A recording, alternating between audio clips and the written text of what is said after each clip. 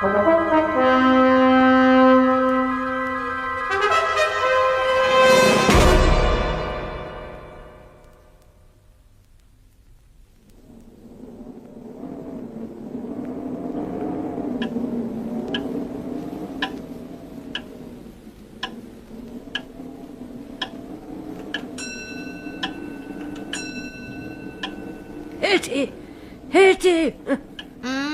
Hetty, where are you? I'm here, Mum. Hetty! It's all right, Mother. I'm here all the time. Oh, I thought you'd gone. Now, you just try to sleep. I'll puff your pillow up for you. No, never mind. Listen, dear. I haven't got long now. Mum. I know I've been a great trial to you, being ill like this. But you'll miss me when I'm gone. Oh, Mum. Shut up and listen. All right, Mum. I'm listening. You lived at home here all your life. And you're 32. 32. And soon you'll be on your own for the first time. So what my advice to you is, keep yourself to yourself like I've always done. And never you go and lend a penny of your money to anybody. Oh, Mum. Lodgings will never be any use to you. Hotels would be too expensive, so just you find some nice boarding house at the seaside or somewhere. All right, Mum. And don't you listen to those silly folk who run down single life. Marriage isn't all it seems to be, I know that. When you're not the sort of woman any man will ever like for herself. Mum, how could you say... Oh, I know. I wouldn't say it if I didn't know I was dying. But that's the one worry I've got left now. That some bad man will try and marry you for your money. But remember, I'll always be as near to you as they'll allow me to be, watching over you. And if you get in any trouble over money, you're to go straight to Mr. Quinn. And remember, your poor old mum will be watching over you, wherever you are.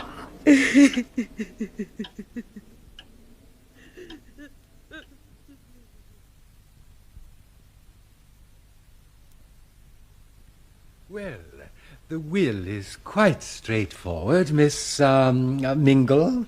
I'm to pay you every quarter a cheque for £136. Mr. Quinn? Ah, yes, a provident woman, your late mother, Miss Mingle. Now, I've opened an account in your name at a bank in London, whose name and address I've written down for you here. Thank you. The first instalment has been paid in already.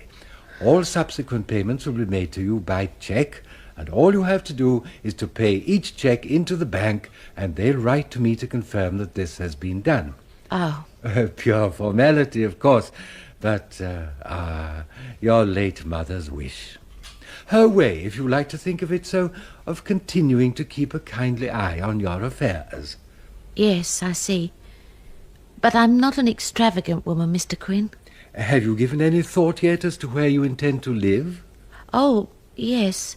I've written away to a very nice boarding house. It's 4 guineas a week, all found. Most reasonable. And where, exactly?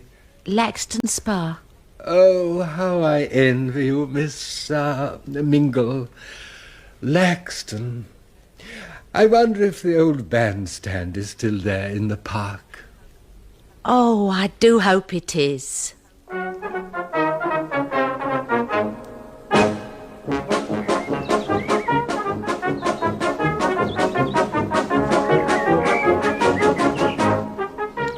Nice day for the time of year. Good band. Very good band indeed. Pop, pop, pop, pop, pop, pop, pop, pop. Nothing like a good military band, I always say. Oh, yes, Beg pardon? I was only going to say... My word. What is it? Well, you're not here to take the cure, I'll make a bet on that. I don't... Yeah, you don't mind me saying so, but if ever I saw a picture of health... You mean me? Who else? What an advertisement for Laxton Spa. Now, if I was in the publicity business... I think, if you don't mind... But I'm not, just antiques. Oh, antiques. Yes, keep a sharp eye open. You never know what you'll manage to pick up. That's very interesting. Very interesting business. Mind, it takes experience, you know. Oh, yes. Have to know what's worthwhile. Taste, you know. Artistic. Oh, yes, I can see you'd have to be. Got to be always on the lookout. Never know where you'll find things. Now, take some of these old boarding houses, for instance. Drab old places, you might say. But somewhere inside, tucked away. I've never thought about it like that. Yes, I can see. Oh, yes. Well, take wherever you're staying, for instance. Hotel, perhaps? Oh, no. A boarding house. Ah, well, your boarding house, then. Now, when you go back there, you just take a look round. You'll be surprised what you've never noticed. You know, in the trade, we don't mind paying a good commission to anyone who can put us on to something worthwhile. Is that a fact? Well, I must say it's a change. Change? I mean, to have someone wanting to give you money. Most of them seem to think the idea is to take it away. Oh, well, now don't say you're a heiress or something, eh? Yes, well, nothing personal intended, I'm sure. It's just the way you said it. So, you prefer a boarding house to the hotels? I'll find it more comfortable, more homey, I expect. I hate hotels. You don't get anything like the value for your money. Right. I'm beginning to see you're a very sensible young lady. Oh. You often come out here, sit in the park? There isn't much else to do, really. I mean, in a place like this. Ever go to the pictures? Now and again. Would you think me presuming to ask you to come with me? Oh. I mean, me standing Sam, of course. I... Well, by the way, my name's Grantham, Jack Grantham. And may I ask your name? My name? Yes. My name is Henrietta Mingle. Henrietta Mingle. Miss? Or is it Mrs.? It's Miss. Yes. Yeah, it's funny, but I felt sure from the first you were a single lady. You married? Not me. Mind, I've plenty to keep a wife on, which is more than you can say for some chaps these days. No, yours truly just hasn't ever met the lady he's wanted to make Mrs. Grantham. Well, business one way for the idler. Shall we say just here, tomorrow at 2? We might take a little turn before the pictures. Then a nice cup of tea in the pump room after. Now then, what could be nicer than that? All right. I'll wait for you here, then. Oh, no. I'll be waiting here for you. Motto of the trade, you know. Never keep a client waiting, eh?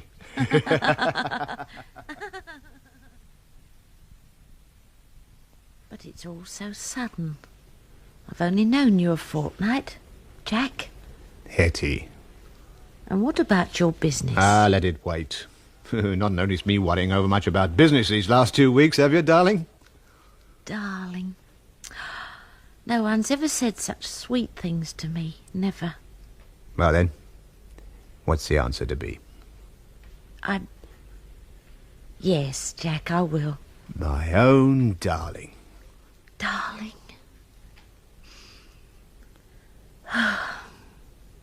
I must let Mr. Quinn know at once. Mr. Quinn? My lawyer, darling. He's the only friend I've got in the world. Save you. Oh, yes, I see, darling. Sort of, old friend of the family? In a way. He looks after my money for me. Does he? How do you mean, darling? Well, every quarter he pays my allowance. You know, I told you about it. Ah, yes. He pays it to me by cheque and I put it into the bank in London. In London? That's not, well, I mean, it's not very convenient, is it? Oh, it suits me all right, darling. I don't mind, really. Darling? Kiss me again. Is it? Oh, yes, love. Yeah, I've got it. Oh? Canterbury. We'll go down to Canterbury, get married in the register office, then you can open a new account with the branch of your London bank. Oh, darling. What is it? A register office. Oh, I do think it'd be nicer in a church, more respectable. Oh, all right then. You shall have it just how you want, darling. Here. How about another kiss? Darling. And, about the, financial arrangements. Just whatever my hubby says, darling. Very good morning to you. Dr. Pomfret Smith? Yes, good morning. You don't know me. I just happen to be staying in Trimling for a little while. Name of Grantham. I see. Take a seat, Mr. Grantham. Thank you. Now, what's the trouble? Oh, no. I'm okay, Doctor. It's about my wife. I've come to ask if you just take a look at her. What seems to be the matter with Mrs. Grantham? Well, I don't want to waste your time, Doctor. It's just that she's been having these awful headaches. She came over quite faint yesterday. Perhaps she's been overdoing it rather before you came away. Just started your holiday, Mr. Grantham? Well, the truth is, Doctor, we're still on our honeymoon. We were married in Canterbury just 3 weeks ago. I see. Congratulations. I see her with pleasure. I imagine she could come here. Oh, she's in the waiting room. Oh, ask her to come in at once. Thank you, Doctor. Hetty, my dear, the doctor will see you now. Thank you, dear. Well, Mrs. Grantham, I'm sorry to hear you've not been feeling too grand, eh? Perhaps the sea air's upset you. Oh, I've often been by the sea, Doctor. Never did me any harm at all. Really, Jack, I don't think we should have troubled the doctor. Now, darling, you remember very well you came all over pale yesterday. You gave me quite a turn. Well, you said I turned pale, darling, but I didn't feel anything, I don't think. It's all quite simple, I think, Mrs. Grantham. The sun's been very hot these last few days. I expect you got what I call a touch of sun headache. I'll just write you out a prescription. Yes, but That's very good of you, Doctor. Very kind indeed. Hey, darling? Oh, yes, Jack. And where are you staying, Mr. Grantham? We've taken the old bungalow for a couple of months. Dear me. Rather ramshackle, isn't it? I don't think it even has a bathroom, has it? No. But I'm thinking of seeing if I can hire a bath for a couple of months. Hire a bath? You'll be the first who's ever troubled to do that, Mr. Grantham. But old Price, the plumber in the village, he's the man to see. Price? It's very good of you to mention him, Doctor. Oh, not at all. Now, just you get this made up 3 times a day after meals. I'm sure it'll all clear up. Much obliged, I'm sure. Now, Hetty, darling, if you'll just go on into the waiting room, I'll settle up with the doctor. All right, darling. Good morning, Doctor. Well, good day, Mrs. Grantham. Now, Doctor, I imagine this will cover it? Far too much. No, there's no need to... Short reckonings make long friends, don't they say? Well, I hope I shan't have to trouble you again, Doctor, but you saw how she is. Won't admit to the least little bit of suffering. Just between the two of us, if she isn't right within a day or two, you won't mind seeing her again? No, of course not, Mr. Grantham. Here we are, back in our own little love nest again, darling. Jack, is anything the matter? You hardly spoke to me all the way back from the doctor's. And just how do you think you made me feel there in front of him? Jack. You could see he's a busy man. But you have to let me tell him all about your symptoms and turn round and make out there was nothing wrong after all. But, Jack, I never felt anything wrong, I told you. Please, Jack. Darling. Look, do you mind? Oh. You don't think because we're newly married we can go on kissing and cuddling all the time? I never thought to hear you say a thing like that. For heaven's sake, don't start stuffling. And another thing, we're running short of cash again. You'd better give me another cheque for 20. 20? But I sent one for 25 only the day before yesterday. I told you that was for rent in advance. What do you think we're to live on, sea air? No, Come to think of it, you better make it 25. There's food to get. And the bath to pay for. The bath? But I heard Mr. Price say we could pay when we finished with it. 5 shillings a week for as long as we've kept it. Now, you've got sharp ears, haven't you? Well, then I'm sure you didn't miss hearing him say about the deposit. Deposit? No, I'm sure he never... And you were standing right by me all the time. You know, I really am worried about you, darling. Yes, you are looking pale, you know. Just like the doctor said. He said... Of course, just after you'd gone out of the room again. Come to think of it, your eyes don't look too good either. Sort of angry. Oh, dear. Oh, if only there was a mirror in this old place. I've got one in my handbag. Now, never mind about that. Look, just you take off your hat and lie down on the sofa for a bit. I'll mix you up a glass of that stuff we got from the chemist's. But the doctor said after meals. Well, 'tis after a meal, isn't it? I mean, it's always after a meal, whichever way you look at it, eh? Oh, darling, you're always so thoughtful for me. Am I a nuisance to you? Nuisance? Now, what sort of talk's that? All I want's for you to get properly well again. Now do as I tell you while I make up your medicine. Yes, I'll do as my hubby tells me. Oh, I'm sorry if I was a bit sharpish about the cash, dear. You know how it is, though. I need every penny of mine to buy stuff whenever I come across it. Never get anywhere in the trade if you can't produce the ready cash, you know. So, like we agreed, we'll just have to manage on yours for everyday things. Here you are. Drink this up. Thank you. Ugh. That's my girl. Now, you just settle down for a little snooze. I'm going down to the village for a bit of a scout round. See what I can spot through some of the cottage windows. Never know what bargains you're going to find in a sleepy old place like this. All right, dear. Don't be too long, though. I won't. Here. Give your old man a kiss before he goes, eh? Oh, darling. So long now. Don't be long, darling.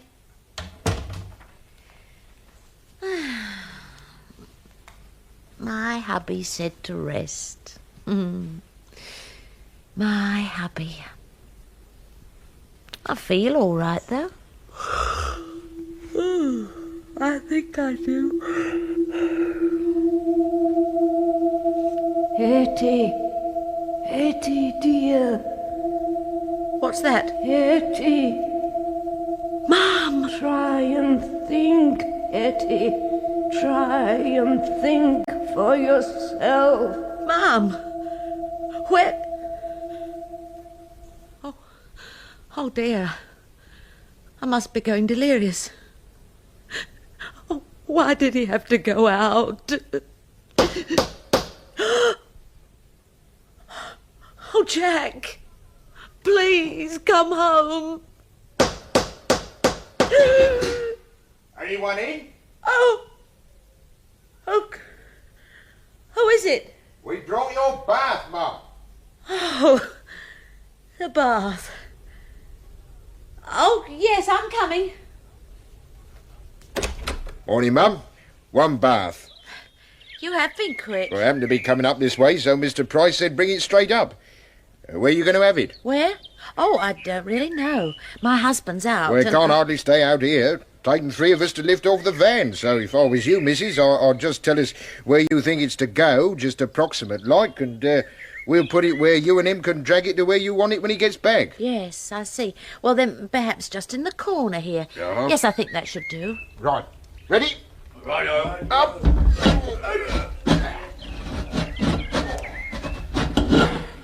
You asked me, missus. We ought to leave it a bit nearer the taps. This here's heavy, you know. Oh, dear. Well, there are only 2 taps, and they're in the scullery. It would never go in there. Was that the scullery over there? Yes. Well, we set it down as near as we can, then. Right. Down. God. Thank you very much. It's all right. Suppose you can fill it with a hose. Here. How are you going to empty it, though? I really don't know. My husband... Oh, well. Well, we'll be on our way, then.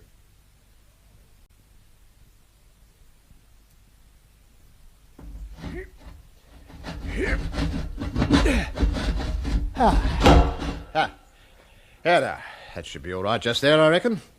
Plenty of room to get in and out of the scullery. You are strong, darling. Oh, word, that's a fine bath, that is. Beautiful. Whoever heard of going on about a beautiful bath? You are a one. A couple of lengths of hose, one from the scullery tap, the other from the waste pipe out to the drain by the front door. You are clever, darling. Here, though, what am I thinking of? All this excitement, you should be lying down. No, Jack, really, I'm quite all right now. Well, I'll tell you what. I'll slip over to Arundel and pick up some lengths of hose. You won't get anything like that in these parts. Then, when I get back, you can be the first to have a nice hot bath. I'll come with you. I've always wanted to see the castle. No, darling, that wouldn't quite do. I mean, we'd be bound to stand right outside the doctor's waiting for the bus. And I wouldn't like him to see you out and about as soon as that. But Jack... Very strict in his instructions to me, he was. And you're looking pale again. Ah, so that's settled then. You have a nice lie up here all day. I'll go into Arundel, see about selling one or two things while I'm there, get some of your pennies back for you. By the time I get back, I expect you'll be as bright as a trivet, all ready for a nice hot bath. If you like, then. I don't say, mind, that I won't have a nice surprise for you when I get back. A surprise? For me? Oh, darling, you are so good to little Hetty.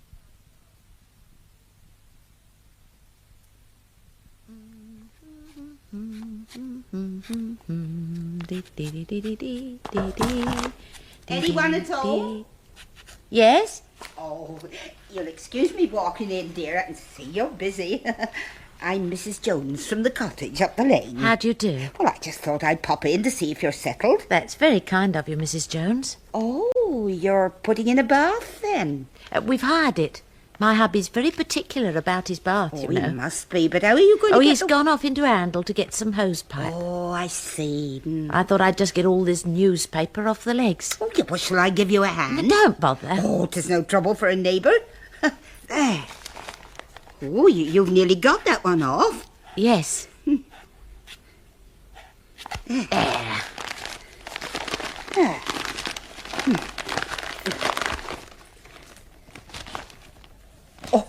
Oh, my word, that's funny. What is it? Oh, better not get the wind up, my dear, but look at this headline. Bride dies in her bath. Oh, you can't help laughing, can you? What's it say? Last Tuesday morning at Eastbourne Coroner's Court, there was opened an inquest on Mary Ann Ludlow, the wife of Mr. John Ludlow, who was found dead in her bath. Mr. and Mrs. Ludlow had been married only 3 weeks. Oh, just like us. What, you newlyweds too? Oh, dear me. Oh. Dr. Pember gave evidence that he had attended deceased only a week before her death. He had found her only slightly indisposed, and there had been nothing really wrong with her. From the post-mortem examination, it appeared that Mrs. Ludlow had turned faint in the water, and that slipping down in the bath, her head had become immersed, causing her to suffocate. That's all it says. What a terrible shock for the poor man. Yes, dreadful. Hetty, Hetty, Mum! Hetty, my dear, be careful. Look where you're going, my child. What is it, dear? I thought Oh, yes, look, it was the postman. Oh, he's thrown the letter through the door as it was open. A letter? Yes, from Mrs. Granson. That's you, isn't it, dear? Yes. Looks important. Thank you. It's from my solicitor in London. Oh, dear. He sounds cross with me. Cross? You see, I got married in rather quickly, and he's only just got back from holiday and heard about it. He says he wants to see me urgently about the reinvestment of my capital. Oh, dear. Now, there's no need to get worried, dear. Why, London's only a step from here. There's a straight-through train every hour. Is there? Yes. I often go up in the morning on a cheap day return and back here by 5 to get the old man his tea. Do you? Then I'll go today. I'll just scribble a note for my husband in case he comes back early. Dear Jack, in case you wonder where I am, I have decided to go to London. I know. I'll put this bit from the newspaper with it. My hubby loves a good laugh. There. And I'll write, isn't this a funny bit I've cut out of the newspaper? Having that bath here makes me think of it. I bet Mr. Quinn will have a fit when I tell him. Oh, you're a caution, you are, Mrs. Grantham. Dear, come along. There isn't too much time to catch the bus.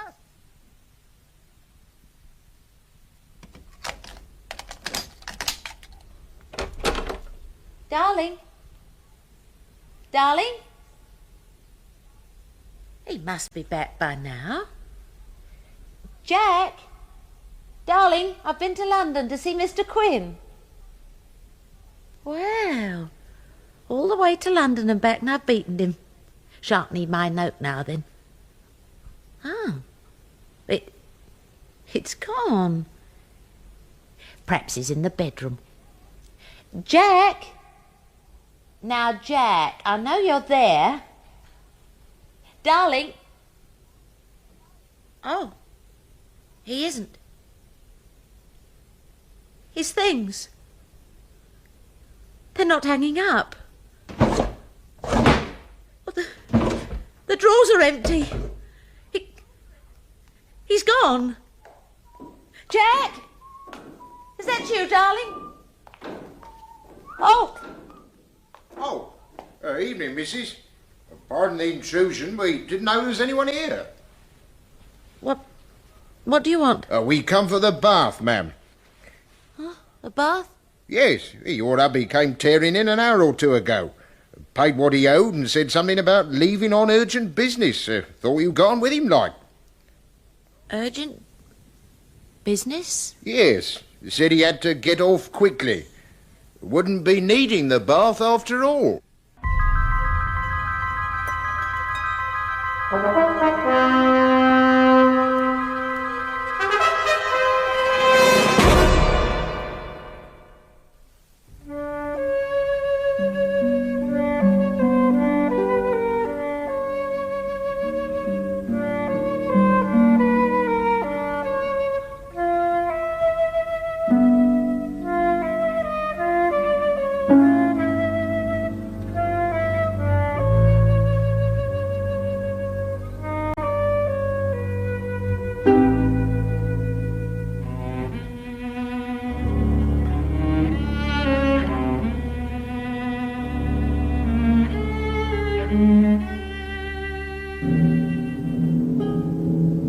In an old abbey town down in this part of the country, a long, long while ago, so long that the story must be a true one, because our great-grandfathers implicitly believed it, there officiated as sexton and gravedigger in the churchyard one Gabriel Grubb. Gabriel Grubb was an ill-conditioned, cross-grained, surly fellow, a morose and lonely man who consorted with nobody but himself and an old wicker bottle which fitted into his large, deep waistcoat pocket. A little before twilight, one Christmas Eve, Gabriel shouldered his spade, lighted his lantern, and betook himself towards the old churchyard, for he'd got a grave to finish by next morning. As he went his way up the ancient street, he saw the cheerful light of the blazing fires gleam through the old casements, and heard the loud laugh and the cheerful shouts of those who were assembled around him. All this was gall and wormwood to the heart of Gabriel Grubb, and when groups of children bounded out of the houses, tripped across the road, and were met, before they could knock at the opposite door, by half a dozen curly-headed little rascals who crowded round them as they flocked upstairs to spend the evening in their Christmas games. Gabriel smiled grimly and clutched the handle of his spade with a firmer grasp as he thought of measles, scarlet fever, thrush, whooping cough, and a good many other sources of consolation besides. In this happy frame of mind, Gabriel strode along, until he turned into the dark lane which led to the churchyard. Now, Gabriel had been looking forward to reaching the dark lane, because it was, generally speaking, a nice, gloomy, mournful place, in which the townspeople didn't much care to go, except in broad daylight, and when the sun was shining. Consequently, he was not a little indignant to hear a young urchin roaring out some jolly song about a Merry Christmas in this very sanctuary, which had been called Coffin Lane ever since the days of the old abbey and the time of the shaven-headed monks. Gabriel waited until the boy came up, then dodged him into a corner, rapped him over the head with his lantern 5 or 6 times to teach him to modulate his voice.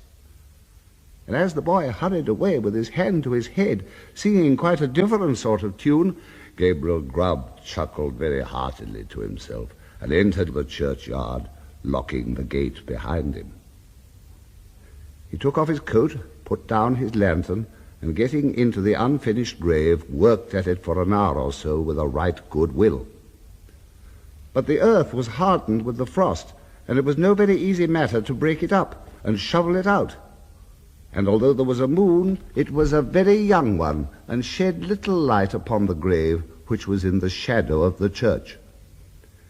At any other time, these obstacles would have made Gabriel Grubb very moody and miserable, but he so well pleased with having stopped the small boy singing that he took little heed of the scanty progress he had made, and looked down into the grave when he had finished work for the night with grim satisfaction, singing as he gathered up his things. Brave lodgings for one, brave lodgings for one, a few feet of cold earth when life is done. A stone at his head, a stone at the feet, a rich juicy meal for the worms to eat. Rank grass overhead and damp clay around, brave lodgings for one, these in holy ground. Ho, ho, a coffin at Christmas, a Christmas box. Ho, ho, ho. Ho, ho, ho, ho, ho. Gabriel paused in some alarm in the act of raising the wicker bottle to his lips, and looked around. The bottom of the oldest grave about him was not more still and quiet than the churchyard in the pale moonlight. The cold hoar frost glistened on the tombstones and sparkled like rows of gems among the stone carvings of the old church. The snow lay hard and crisp upon the ground, and spread over the thickly strewn mounds of earth so white and smooth a cover that it seemed as if corpses lay there, hidden only by their winding sheets. Not the faintest rustle broke the profound tranquillity of the solemn scene. Sound itself appeared to be frozen up. All was so cold and still. "'Twas the echoes," said Gabriel Grubb, raising the bottle to his lips again. "It was not." Gabriel started up and stood rooted to the spot with astonishment and terror, for his eyes rested on a form that made his blood run cold. Seated on an upright tombstone close to him was a strange, unearthly figure. His long, fantastic legs, which might have reached the ground, were cocked up and crossed after a quaint, fantastic fashion. His sinewy arms were bare, and his hands rested on his knees. On his short, round body he wore a close covering ornamented with small slashes. A short cloak dangled at his back, the collar of which was cut into curious peaks, which served the goblin in lieu of ruff or neckerchief. And his shoes curled up at his toes into long points. On his head he wore a broad-brimmed sugarloaf hat, garnished with a single feather. The hat was covered with the white frost. The goblin looked as if he'd sat on the same tombstone very comfortably for 200 or 300 years. He was sitting perfectly still. His tongue was put out as if in derision.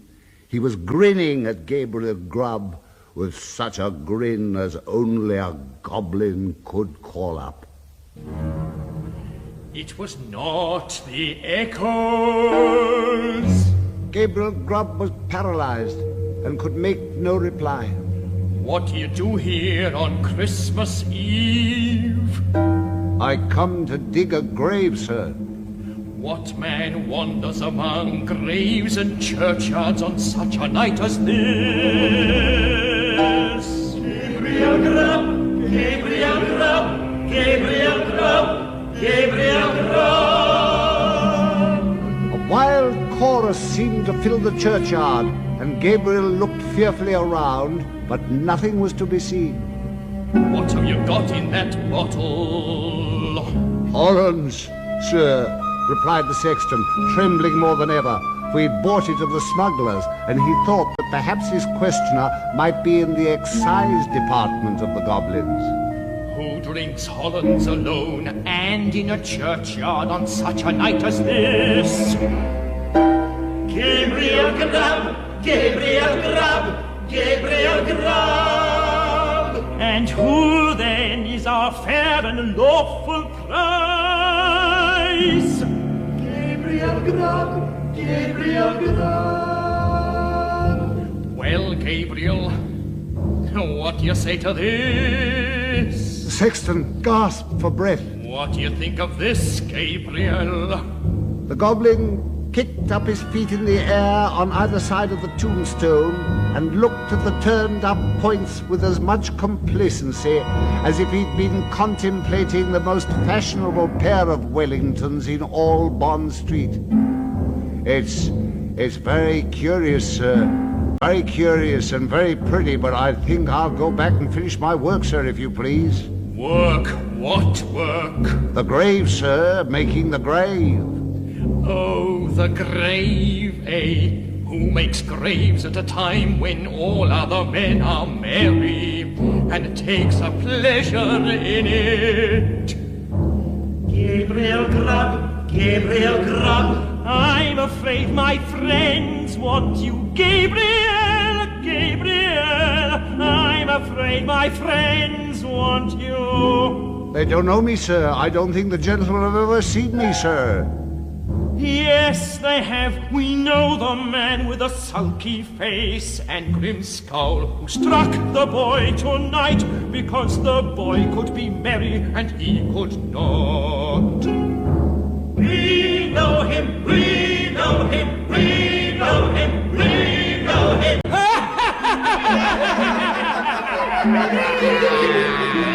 Here the goblin gave a loud, shrill laugh, which the echoes returned 20-fold, and throwing his legs up in the air, stood upon his head, or rather, upon the very point of his sugar-loaf hat, on the narrow edge of the tombstone, whence he threw a somersault with extraordinary agility right to the sexton's feet.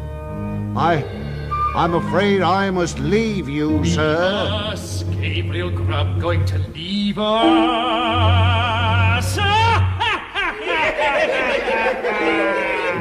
As the goblin laughed, the sexton observed for one instant a brilliant illumination within the windows of the church, as if the whole building were lighted up. It disappeared. The organ pealed forth a lively air, and whole troops of goblins, the very counterpart of the first one, poured into the churchyard and began playing at leapfrog with the tombstones, never stopping for an instant to take breath, but overing the highest among them, one after the other, with the most marvelous dexterity. The first goblin was the most astonishing leaper, and none of the others could come near him.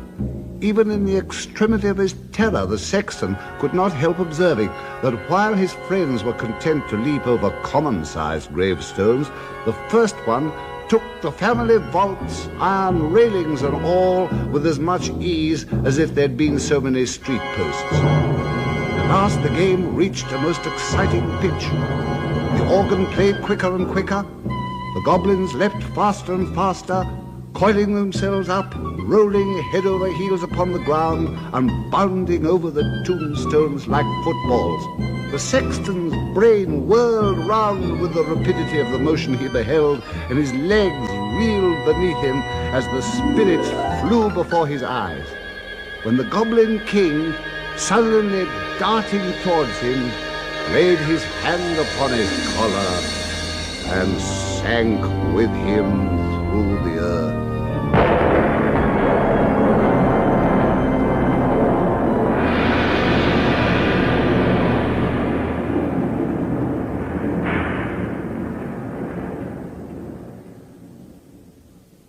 When Gabriel Grubb had had time to fetch his breath, which the rapidity of his descent had for a moment taken away, he found himself in what appeared to be a large cavern, surrounded on all sides by crowds of goblins, ugly and grim. In the centre of the room, on an elevated seat, was stationed his friend of the churchyard, who was apparently king of the goblins. Cold tonight, very cold. A glass of something warm here. At this command, half a dozen officious goblins, with a perpetual smile upon their faces, whom Gabriel Grubb imagined to be courtiers on that account, hastily disappeared, and presently returned with a goblet of liquid fire, which they presented to the king, whose cheeks and throat were transparent as he tossed down the flame. Ah, this warms one indeed. Bring a bumper of the same for Mr. Grubb. It was in vain for the unfortunate Sexton to protest that he was not in the habit of taking anything warm at night. One of the goblins held him while another poured the blazing liquid down his throat. The whole assembly screeched with laughter as he coughed and choked, and wiped away the tears which gushed plentifully from his eyes after swallowing the burning draught. The king leant forward, fantastically poking the taper corner of his sugar loaf hat into the sexton's eye, thereby occasioning him the most exquisite pain. And now show the man of misery and gloom a few of the pictures from our great storehouse. Immediately a thick cloud which obscured the remoter end of the cavern rolled gradually away and disclosed, apparently at a great distance, a small and scantily furnished but neat and clean apartment.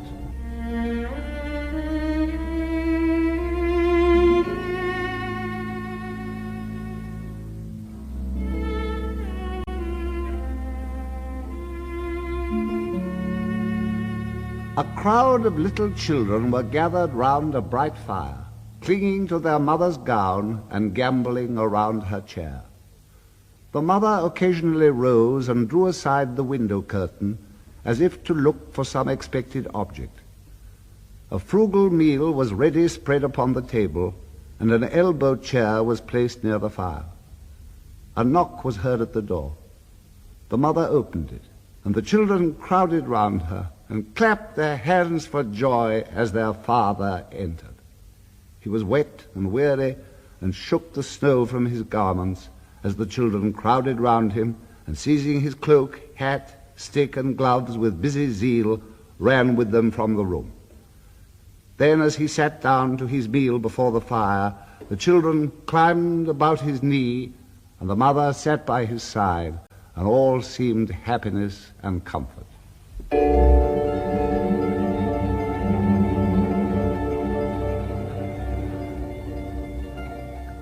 But a change came upon the view, almost imperceptibly, and the scene was altered to a small bedroom. Here the fairest and youngest child lay dying. The roses had fled from his cheek, and the light from his eye, and even as the sexton looked upon him with an interest he had never felt or known before, he died.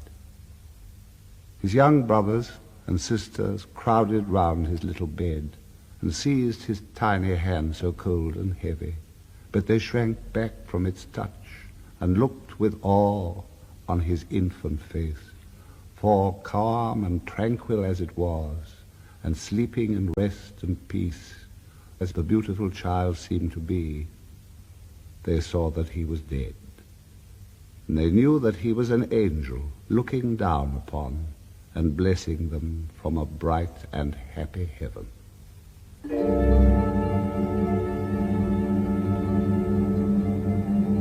Again the light cloud passed across the picture, and again the subject changed.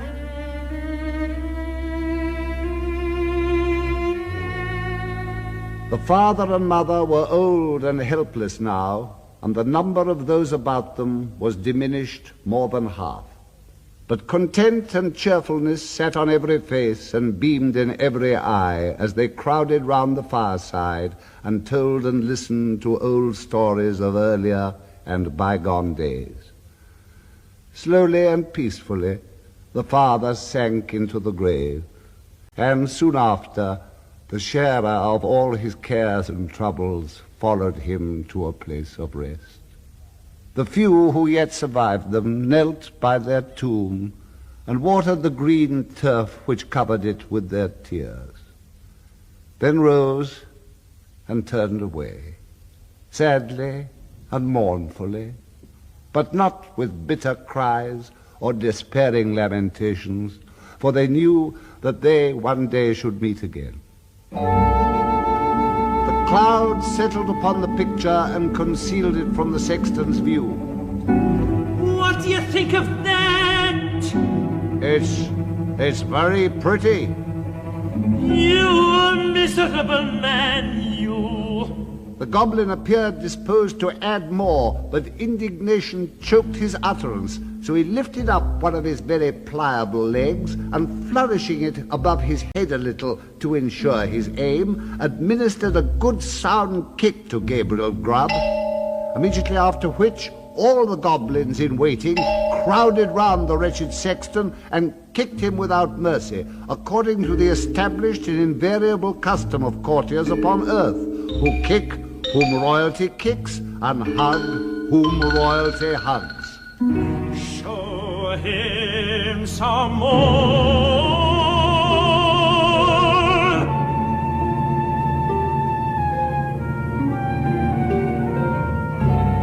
The cloud was dispelled, and a rich and beautiful landscape was disclosed to view.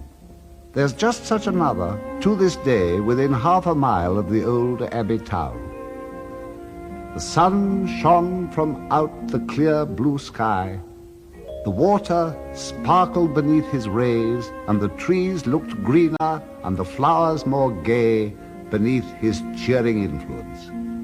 The water rippled on with a pleasant sound, the trees rustled in the light wind that murmured among their leaves, the birds sang upon the boughs, and the lark caroled on high her welcome to the morning. Yes, it was morning, the bright, balmy morning of summer. The minutest leaf, the smallest blade of grass was instinct with life.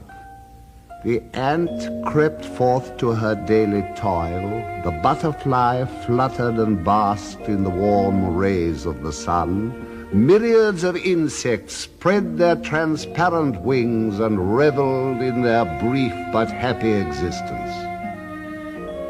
Man walked forth, elated with the scene, and all was brightness and splendor. You miserable man! Again the king of the goblins gave his leg a flourish, and again it descended on the shoulders of the sexton, and again the attendant goblins imitated the example of their chief. Many a time the cloud went and came, and many a lesson it taught to Gabriel, who, although his shoulders smarted with pain from the frequent application of the goblin's feet, looked on with an interest that nothing could diminish. He saw that men who worked hard and earned their scanty bread with lives of labor were cheerful and happy, and that to the most ignorant, the sweet face of nature was a never-failing source of cheerfulness and joy. He saw that women, the tenderest and most fragile of all God's creatures, were the oftenest superior to sorrow, adversity, and distress. He saw that it was because they bore in their own hearts an inexhaustible wellspring of affection and devotion. Above all, he saw that men like himself, who snarled at the mirth and cheerfulness of others, were the foulest weeds on the fair surface of the earth, and setting all the good of the world against the evil, he came to the conclusion that it was a very decent and respectable sort of world after all.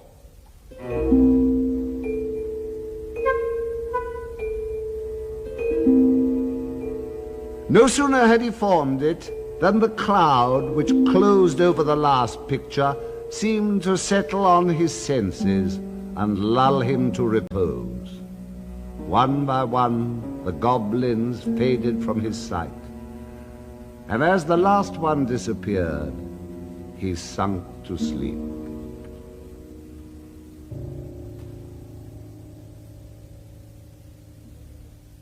The day had broken when Gabriel Grubb awoke and found himself lying at full length on the flat gravestone in the churchyard, with the wicker bottle lying empty by his side and his coat, spade and lantern, all well whitened by the last night's frost, scattered on the ground. The stone on which he had first seen the goblin seated stood bolt upright before him, and the grave at which he had worked the night before was not far off. At first he began to doubt the reality of his adventures, but the acute pain in his shoulders when he attempted to rise assured him that the kicking of the goblins was certainly not a dream.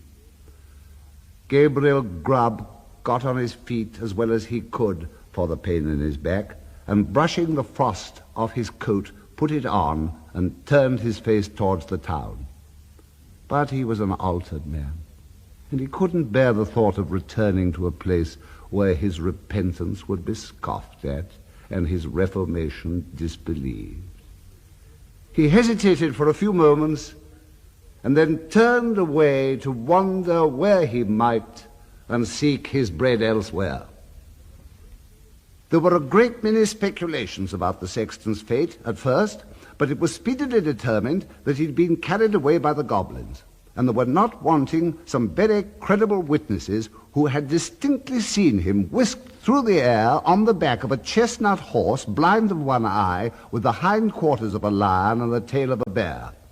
At length all this was devoutly believed, and the new sexton used to exhibit to the curious for a trifling emolument a good-sized piece of the church weathercock, which had been accidentally kicked off by the aforesaid horse in his aerial flight and picked up by himself in the churchyard. Unfortunately, these stories were somewhat disturbed by the unlooked-for reappearance of Gabriel Grubb himself some 10 years afterwards, a ragged, contented, rheumatic old man. He told his story to the clergyman and also to the mayor, and in the course of time it began to be received as a matter of history, in which form it has continued down to this very day. The believers in the weathercock tale, having misplaced their confidence once, were not easily prevailed upon to part with it again. So they looked as wise as they could, shrugged their shoulders, touched their foreheads, and murmured something about Gabriel Grubb having drunk all the Hollands and then fallen asleep on the flat tombstone, and they affected to explain what he supposed he had witnessed in the goblin's cabin by saying that he'd seen the world and grown wiser. But this opinion, which was by no means a popular one at any time, gradually died off. And be the matter how it may, as Gabriel Grubb was afflicted with rheumatism to the end of his days, this story has at least one moral, if it teach no better one. And that is that if a man turns sulky and drink by himself at Christmas time, he may make up his mind to be not a bit the better for it. Let the spirits be never so good, or let them be even as many degrees beyond proof as those which Gabriel Grubb saw in the goblin's cavern.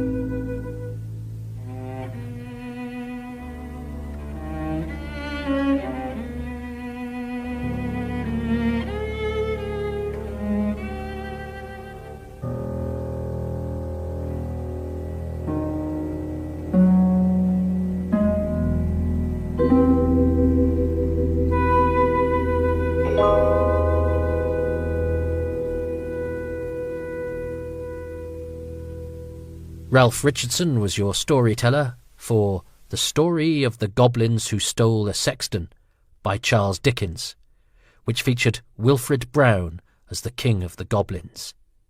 The music was composed and conducted by Christopher Whelan, and the Goblins were performed by the Ambrosian Singers. It was adapted and produced by Charles Levene.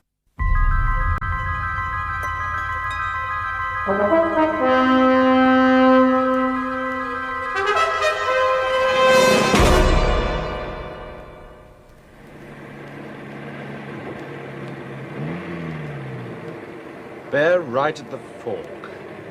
This is it.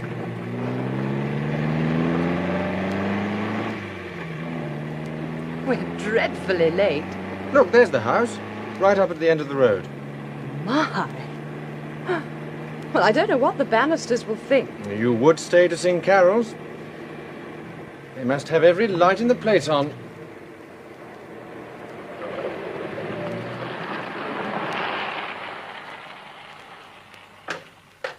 Leave the bags till later. Yes.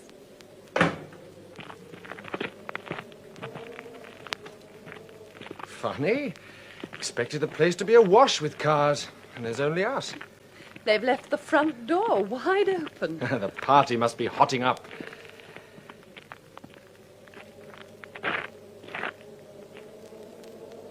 Can't hear a thing. Or maybe at the back. Oh, this is ridiculous. Come on.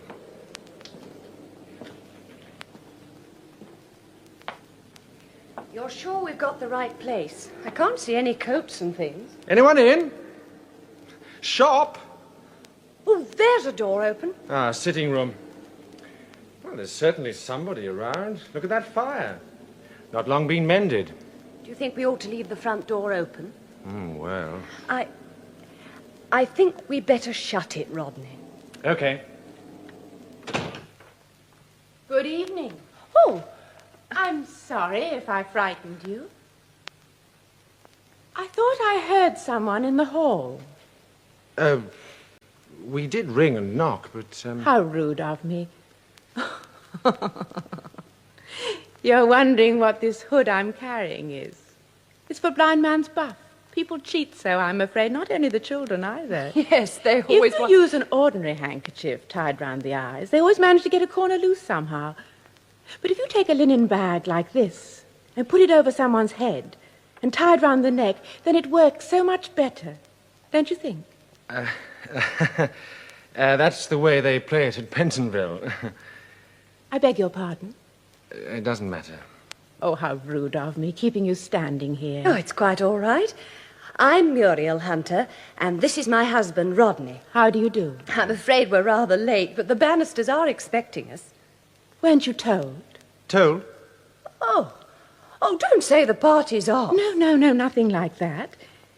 It's just that there's never anyone in this house at this particular hour, on this particular date. Never anyone? They always go out. Really? Well, we should have been earlier, or perhaps they'd have told us. There's a special church service.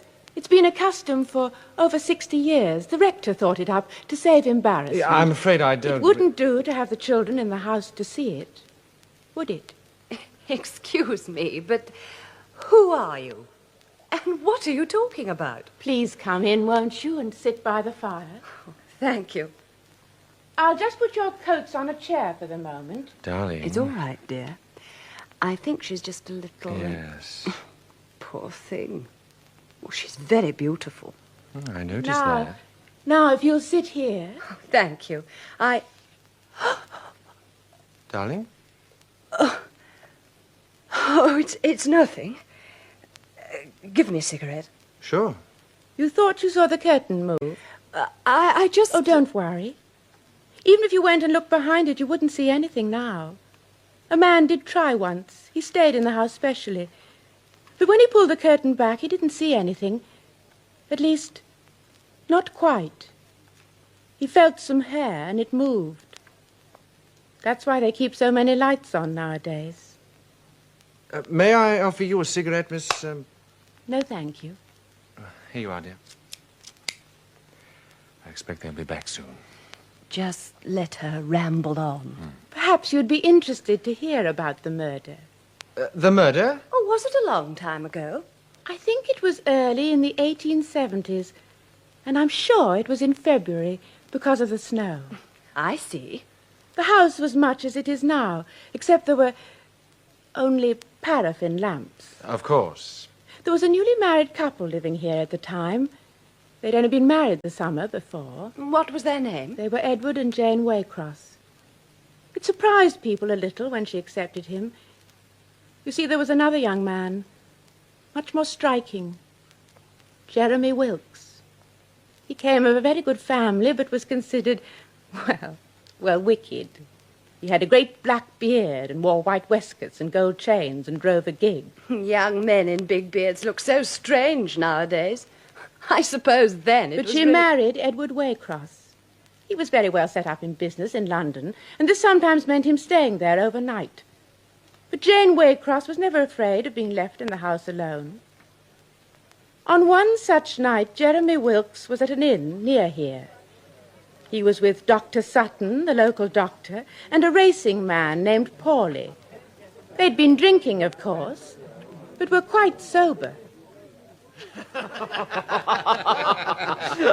you know the like of this chap, Wilkes? I do not. He can tell some long enough. Hello, Doctor. This is a partly interest you. He says, if turpentine don't do no good, try her on rough cider, and he did. Good Lord. Well, what became of her then? She won by a furlong. Oh, don't believe a word he says, Doctor. But he's a comic. Well. What's the time, eh?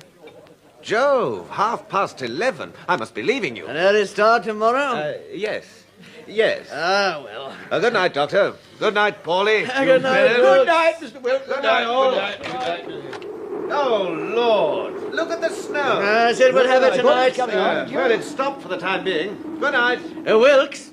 Yes, Doctor? The snow. I didn't realize. I don't really think in these thin boots. Perhaps you'd oblige me with a lift. Well, if you're taking the doctor along, Mr. Wilkes, perhaps you could find room for me. Well, Oh, very well. You're welcome, both of you.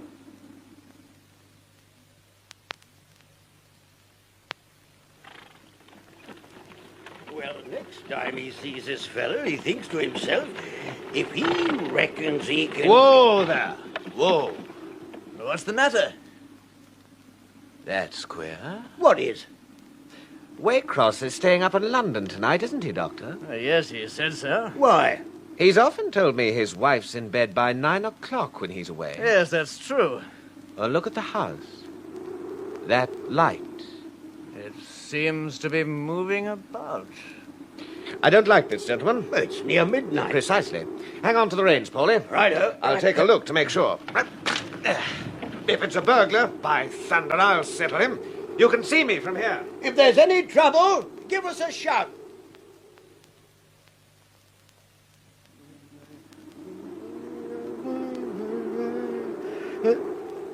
All right?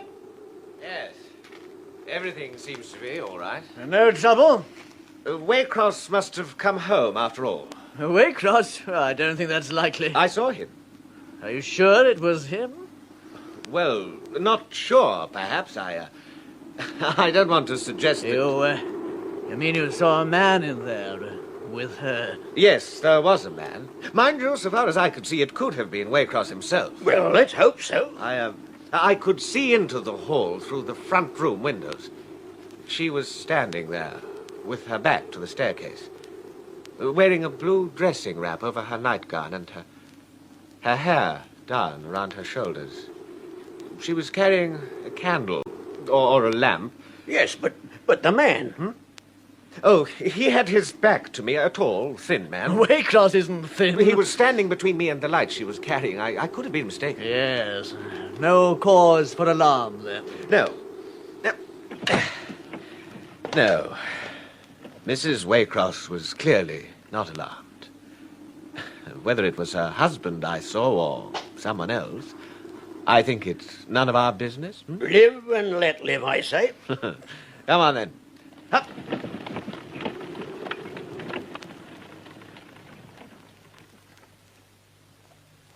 Another cigarette, dear?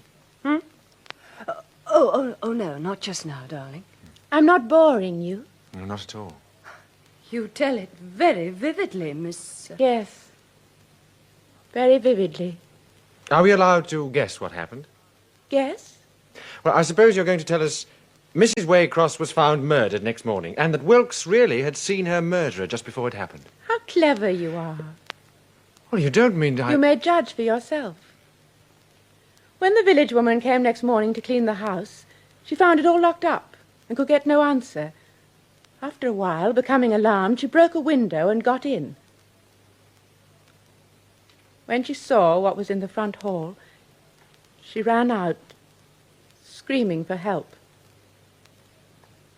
But Jane Waycross was past all help. She was lying on her face in the hall, with a broken oil lamp beside her, and from the waist down her body was all charred. How terrible! The tiles of the hall were soaked with blood. Blood? Her throat had been cut with a very sharp blade. She had not died of burns alone. She had managed to crawl forward on her hands while she was burning. Oh, no! It was a cruel death. A horrible death for a soft, pretty creature. If she had been burned... I beg your pardon? Well, I was going to say, if she'd been burnt so severely, it's a wonder the house didn't catch fire, too. Some of the panelling of the wall and part of the staircase were charred, but the floor is of brick tiles and there wasn't much oil in the lamp. I see. Did the police believe... The police came and found a very odd thing. Near the body, as well as the lamp, were lying a broken medicine bottle and a china candlestick with a candle in it. Both it and the lamp came from Mr. and Mrs. Waycross's bedroom, and they believed she must have come downstairs carrying both. A lamp and a candle, but surely one or... One or the other would have been enough. Exactly. What concerned the police more, and the local gossips, was why she had come downstairs at all. Now, was it her husband Wilkes saw with her? No. He spent the whole night in a hotel near Charing Cross, as he always did when he was in London. Then she opened the door to some stranger, and he... She'd not opened the door to a stranger. She had not even opened the door. But When the woman came to the house that next morning, both the front and back doors and all the windows were bolted on the inside. Jane Waycross lay dead, alone, and no one could have been in here with her. But that's absurd. You said it had been snowing heavily. Mightn't there have been tracks up to the door? Yes, there were tracks. 2 separate sets. Well, then. Both belonged to Mr. Wilkes. One when he walked up to the house, and the other when he walked back to the gig. The police had strong suspicions of Mr. Wilkes. But you said that he was in full view of the doctor and the other chap all the time, right? Quite right. And even if he had got into the house, he couldn't have got out again and locked and bolted the door on the inside. Hardly. Then why did the police... They found a letter in the house in Jeremy Wilkes' writing, arranging to call on her at 11:30 that night. But surely they couldn't arrest him just on that. No. Jeremy Wilkes had witnesses to his movements, and anyway, it was plain that no one had gone into the house and left it again. Well, this beats me. Miss... Is this all true? It all did happen. Shall I tell you how?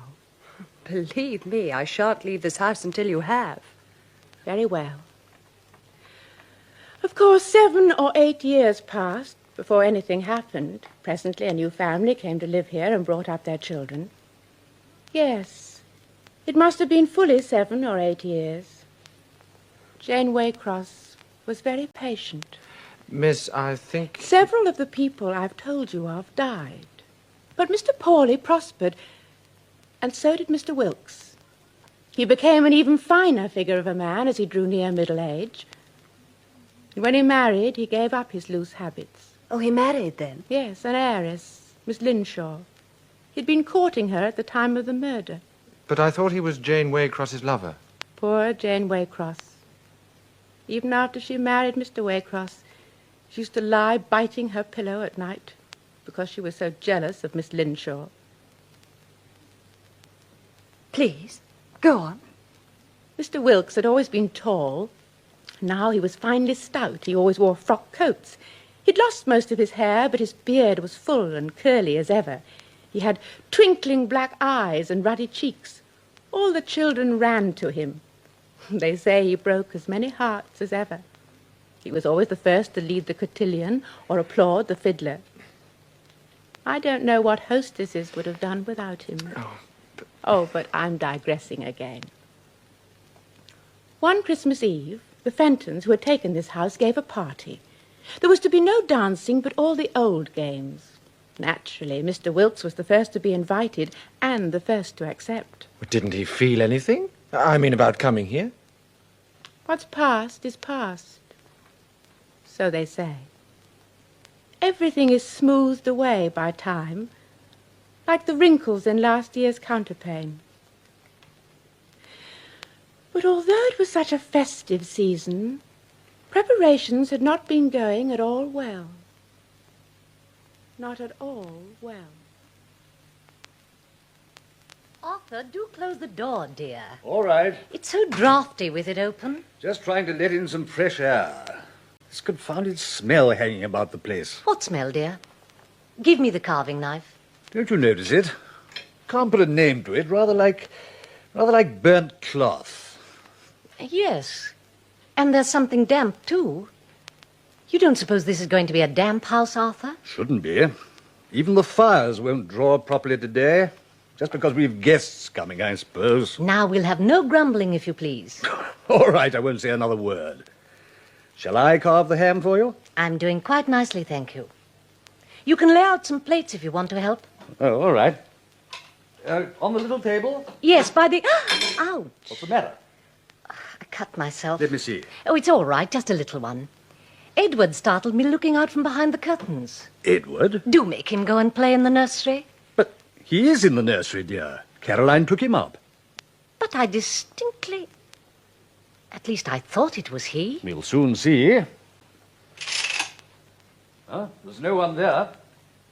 The draught must have moved the curtains. But I really thought... Oh, well, never mind. Now do let's get on, or the guests will be arriving before we're ready.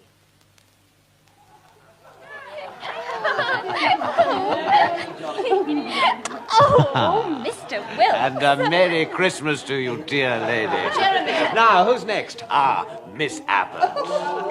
No, Mr. Wilkes. You've caught me once already. I have? Bless me. Well, never mind. It won't be Christmas Eve again for another year.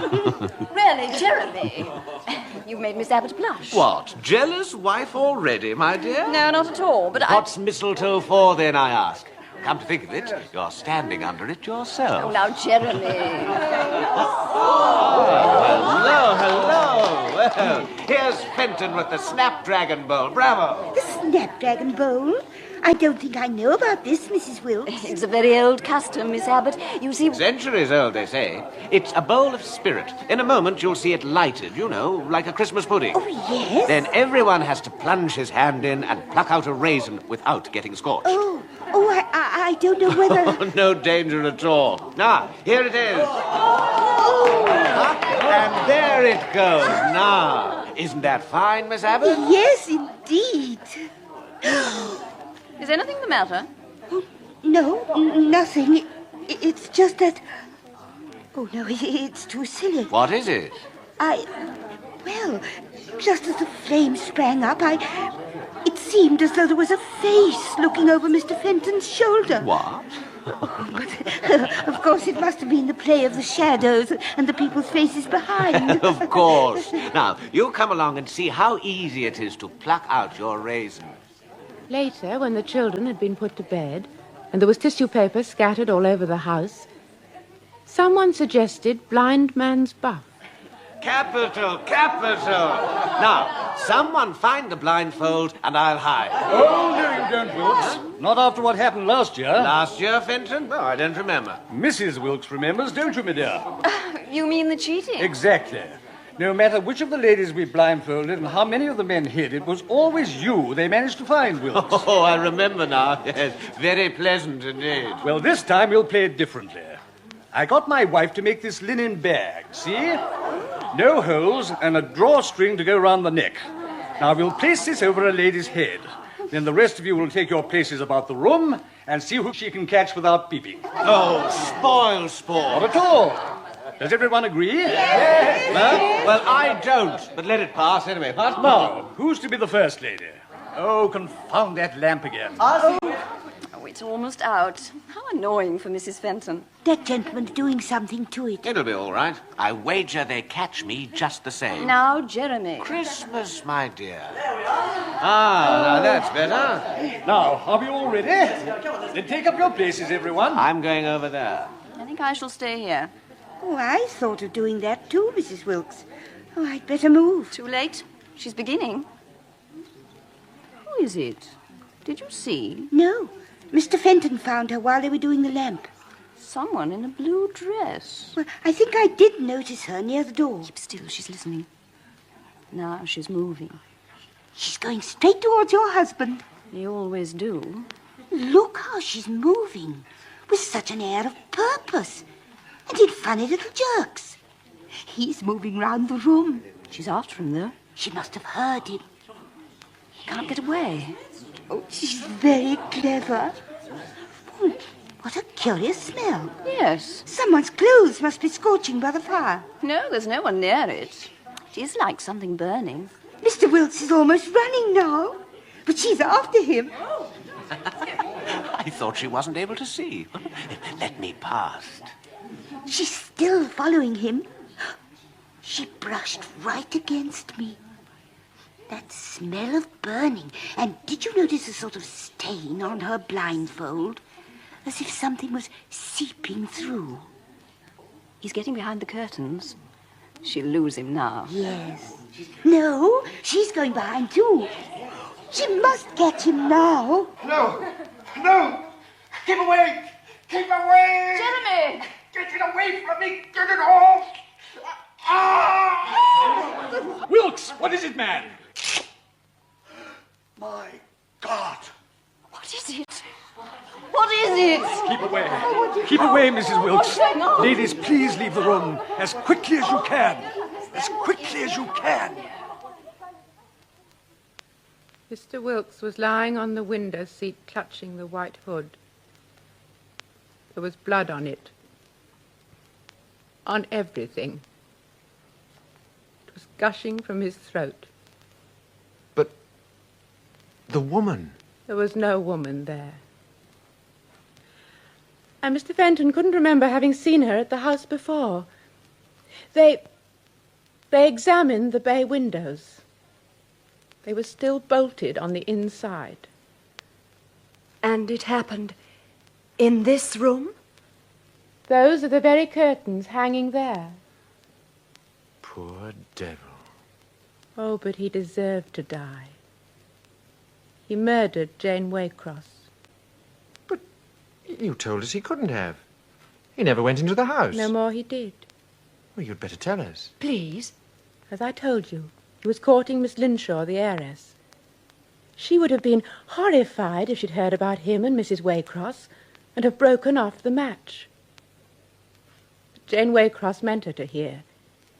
You see, she was very much in love with Jeremy Wilkes and insanely jealous. But she was only newly married herself. Oh, can't you see how it was? Nothing mattered but that her lover intended to marry another woman. And she threatened to expose him. But how... When Wilkes and his friends drove towards the house that night, they saw a light. Jane had been waiting for her lover to come to her at 11:30. When she saw the lights of the gig, she thought it was he.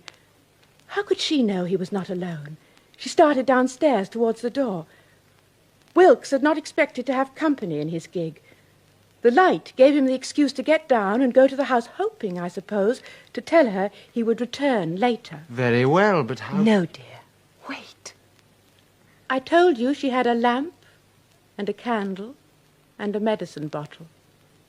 The lamp oil was low. She was carrying the candle in case the lamp suddenly went out, and a bottle of oil to recharge the lamp when she got downstairs. But she was in too much of a hurry, and her long nightgown tripped her. She pitched forward. The medicine bottle broke on the tiles. The oil poured out of it. The candle set it alight. She lay in a pool of blazing oil. But that was not all. One intact side of the broken bottle cut into her throat when she fell on it. She lay there, not stunned, but helpless, in blood and flame, as Jeremy Wilkes peered through the window. He looked in and saw pretty Jane looking up at him beseechingly, while the blue flame ran up and turned yellow. If he had broken in, he could have saved her. But at that moment, he saw his chance to avoid the scandal which would have spoiled his hopes of his heiress. He turned away and walked back to the gig with a tale of having seen Jane Waycross with another man. How horrible. Years later, they played blind man's buff in this room, and Jane Waycross came back for him. He deserved to die. And that's why... They preferred to be out of the house for an hour on Christmas Eve. It will never happen again. Now. I don't know how to thank you. You have been so good to me. You have listened as no one else would. And now I've told it at last. We can both rest.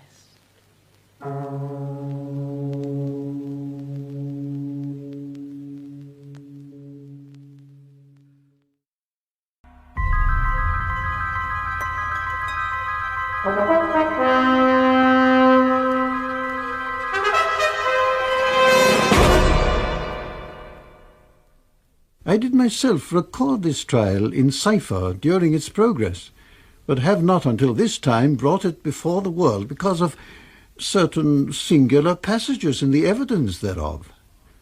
But now those are gone that might speak ill of me for my note-making. For the prisoner's friends had made interest with Judge Jeffreys, before whom the case was heard, that no report should be put out. But indeed it matters little, seeing that there is to this day a piece of land hard by the town, fenced off and never built upon, called Martin's Close, by reason of this very crime. On Wednesday, the 19th of November, George Martin, the prisoner, being in Newgate, was brought to the bar. George Martin, hold up thy hand. The indictment brought against you setteth forth that you, George Martin, not having the fear of God before your eyes, but being moved and seduced by the instigation of the devil, upon the 15th day of May, in the 36th year of our sovereign lord, King Charles II, with force and arms, in the parish of Zealford in Devonshire, in and upon Anne Clark, spinster, of the same place, of your malice aforethought, did make an assault, and with a certain knife, value 1 penny, the throat of the said Anne Clark then and there did cut, of the which wound the said Anne Clark then and there did die, and the body of the said Anne Clark did cast into a certain pond of water situate in the same parish, against the peace of our sovereign lord the king, his crown and dignity.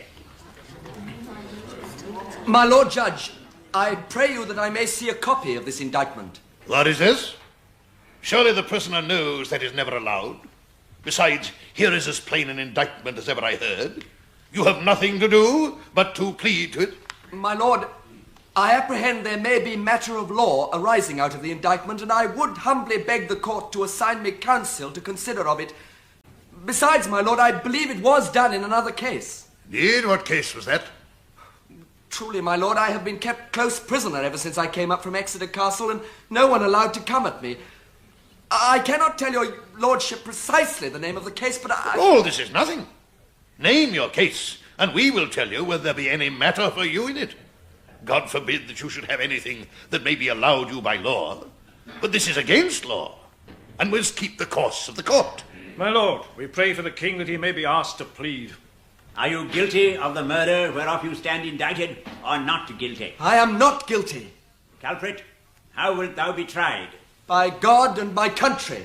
God send thee a good deliverance. How is this? Here has been a great to-do that you should not be tried at Exeter by your country, but brought here to London. And now you ask to be tried by your country.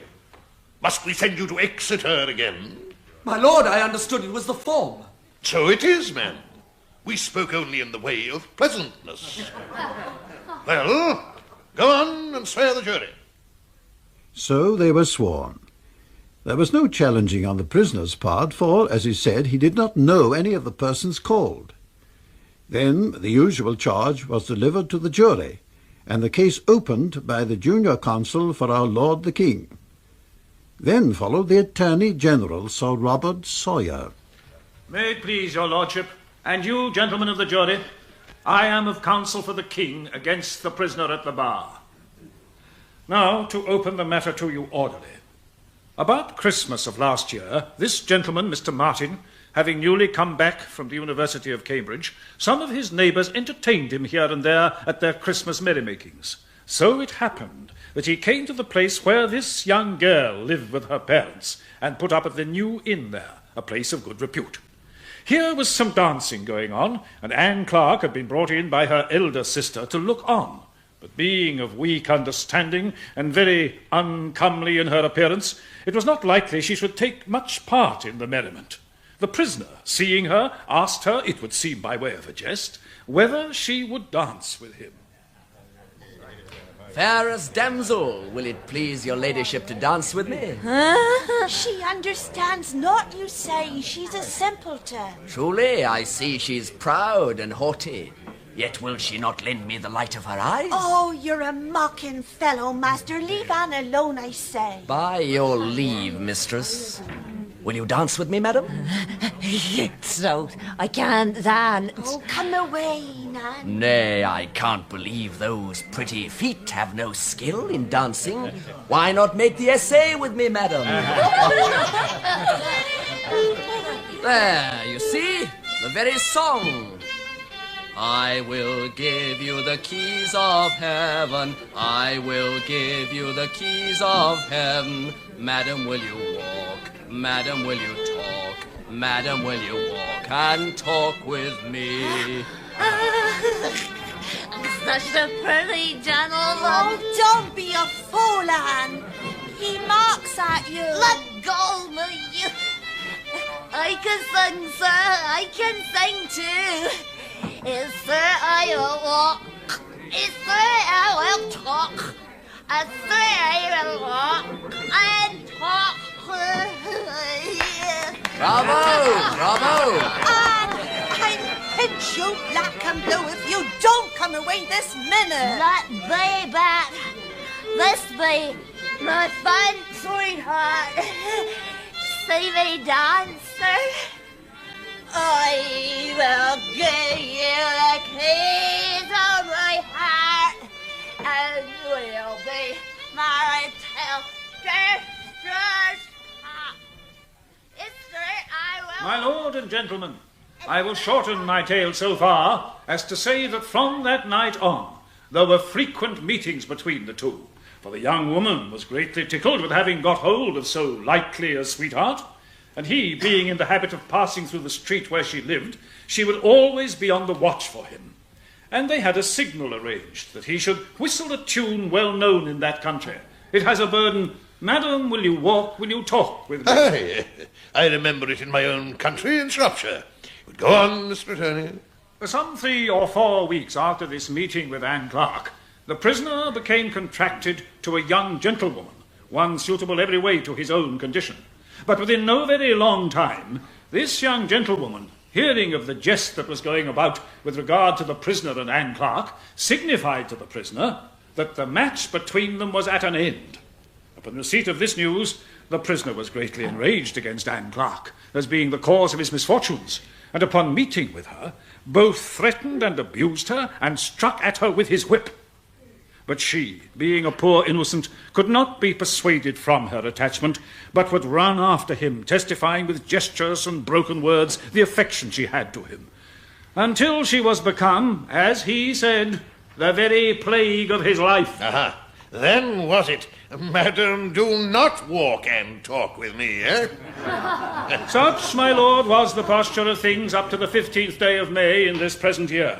Upon that day, the prisoner comes riding through the village and met with the young woman.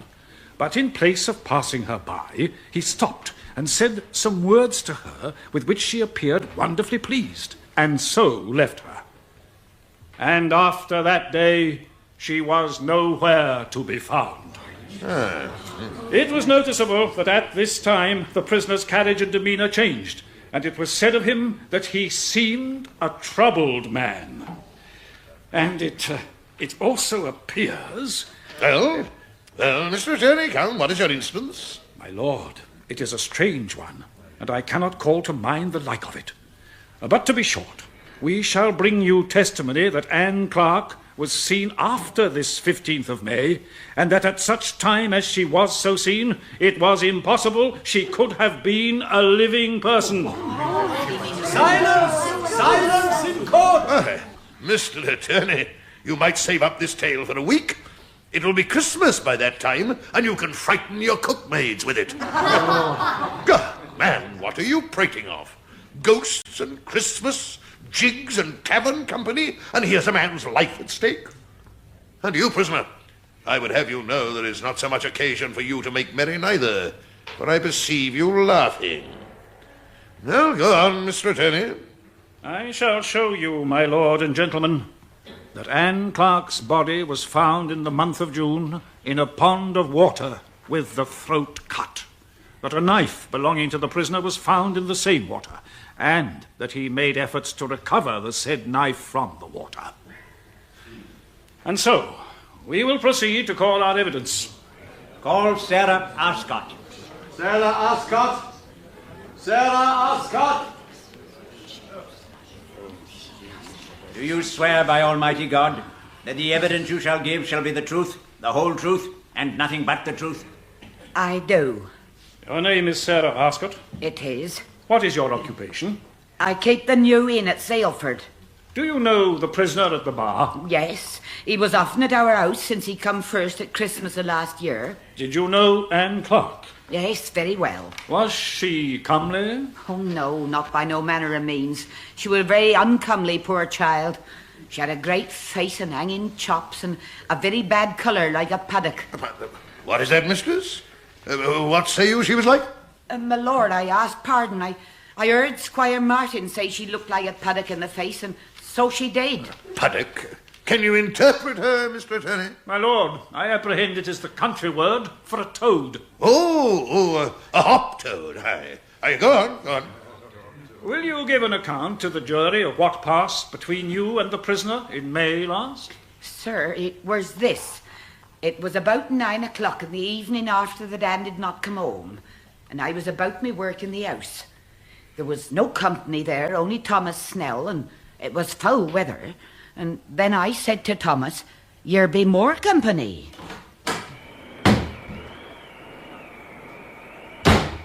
Why, Squire Martin, 'tis a bad night for you to be out of doors. Devil's weather. Give me a drink. Aye, indeed. Will you have ale, sir? Ale? No, I'll have wine. The best you have. Aye, a good claret, sir. That'll warm your bones. And have you been out looking for your sweetheart, Squire? My sweetheart? Zones, woman, what do you mean to talk to me of sweethearts? Watch your tongue. Why, Squire, yours a change of tune. Madam, will you want? Stop that cursed doleful tune, will you? Nice, Squire. I thought 'twas your favourite of yours. Here's your wine. Thomas will keep you company while I fetch some hot water from the kitchen. Hast a knife on thee, Squire? Knife? Oh, yeah, I think so. 'Tis to cut my twist, see? For I'm minded to a pipe of tobacco, and my teeth are very full, as your honour can see. Aye, very well. Ah, confound it, I thought it was in my coat.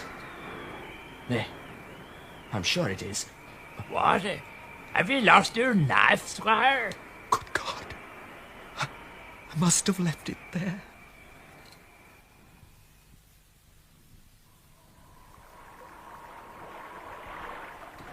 We'll give you a coach and six black horses as black as pit. 'Tis the wind.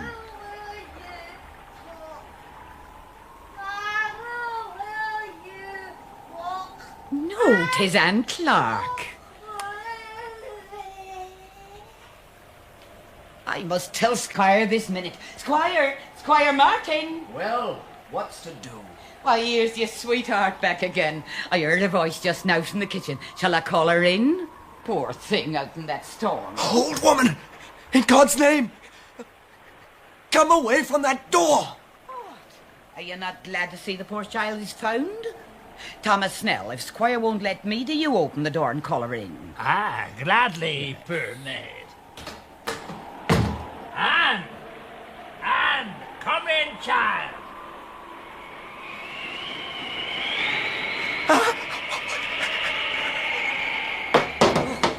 There. Now the candles are blown over and we're left darkling. Shut the door, Thomas, quick. Have her tinderbox about me, sir? Yeah. Your test. Shh. What was that? The great cupboard yonder. Aye, I thought so too, but 'twas fast shut. Oh, 'twas the cat maybe in the kitchen. There's a light. Now the candles, Thomas. But where's Squire? Squire, what ails he? Swooned dead away, have Squire. Look, all white and sweaty. Oh, my God. Lord, save us and keep us. What's that? Oh, what's there? There. Something like a bit of cloth showing under the cupboard door. What if someone have run in while the light was quenched? Nay, we would hide in the press, only at children's games. 'Tis some stuff you had there already. I keep no cloth in it, or naught but jars and flasks. Well, take a close look, see what 'tis. A bit of black stuff, like a cloak, on the edge of a brown dress. Shall I see the Squire, sir? Thomas Snell, I know you like the look of this no more'n I do, but think not to dodge away, for I need your help. Aye, sir. Then stand by and catch anyone that comes out when I open this cupboard door, for there's someone hiding within, and I fain know what she wants. No, I don't want to see it. For the Lord's sake, let me out. Let me go. Let him go, great coward. Now, Thomas, the cupboard door.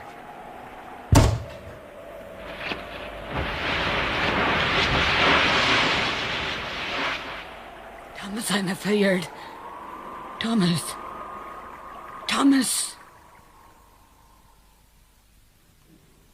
And pray, mistress, what came out? A mouse? No. A hop-toad? No, my lord, 'twas greater than that.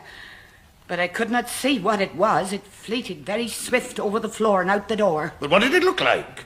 Was it a person? My lord, I cannot tell what it was, but it ran very low, and it was of a dark colour.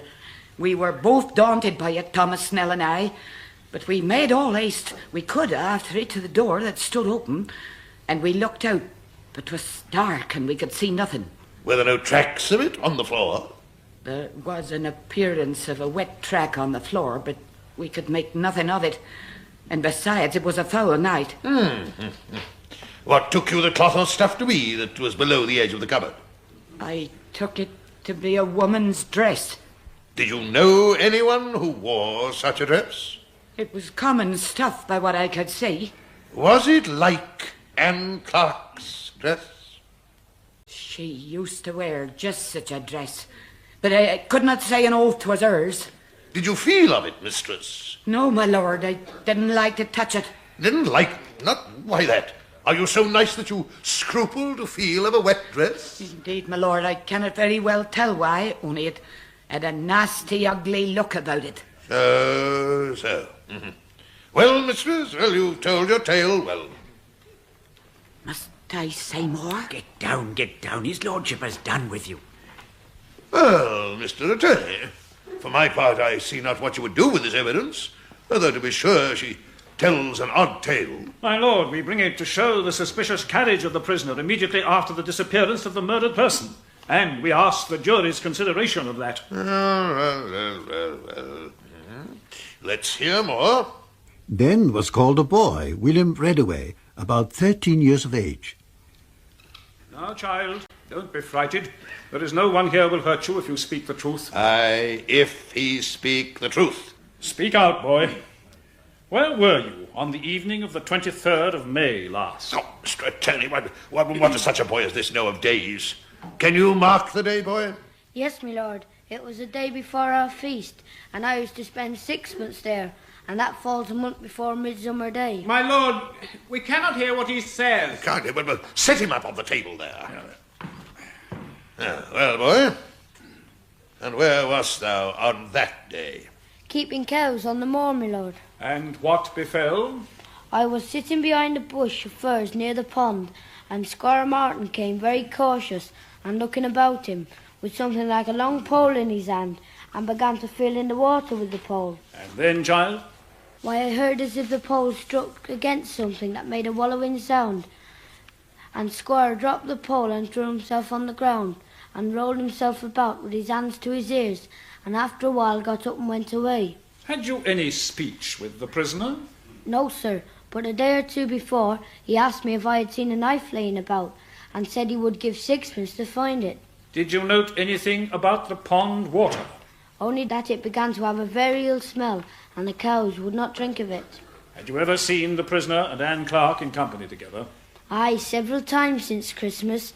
I saw her run after him, but he would not speak with her. Were you sure it was she?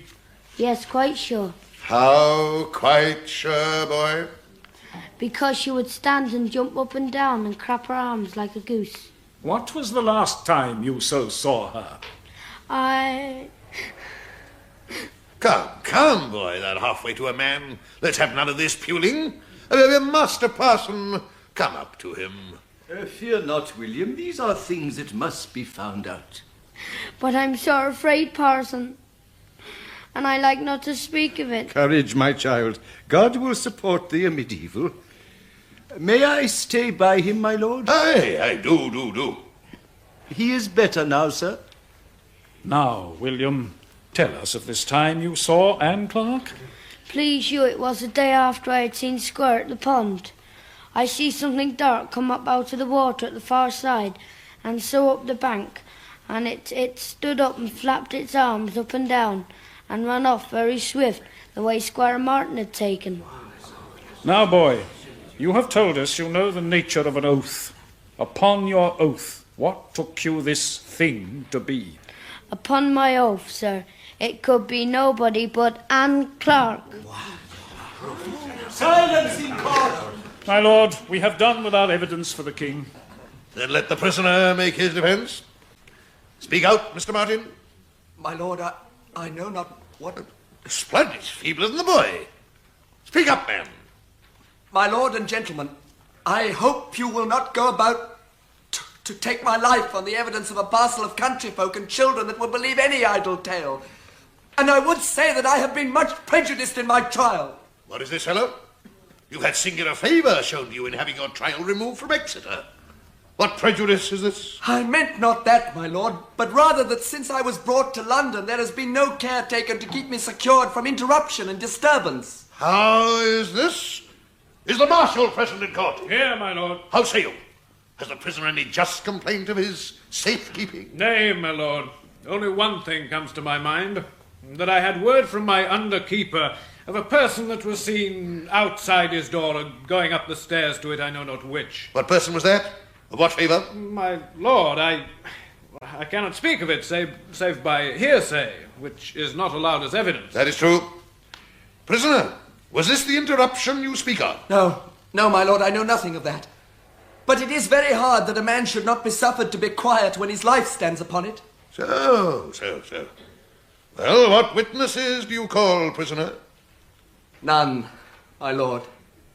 None, you say? None? You call no witnesses? Whereupon the Attorney General spoke to the jury, and after the Lord Chief Justice summed up the evidence, saying that he had never heard such given in his experience, but that there was nothing in law to set it aside, and that the jury must consider if they believe these witnesses or not.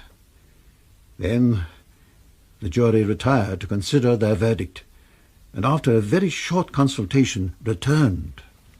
Jurymen, how say you? Is the prisoner guilty of the fact whereof he stands accused, or not guilty? Guilty. Prisoner at the bar, have you anything to say in arrest of judgment? My lord, the indictment is at fault and not proper. How so?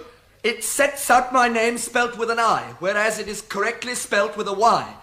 Therefore, I am not the person indicted. By your leave, my lord, this is not material.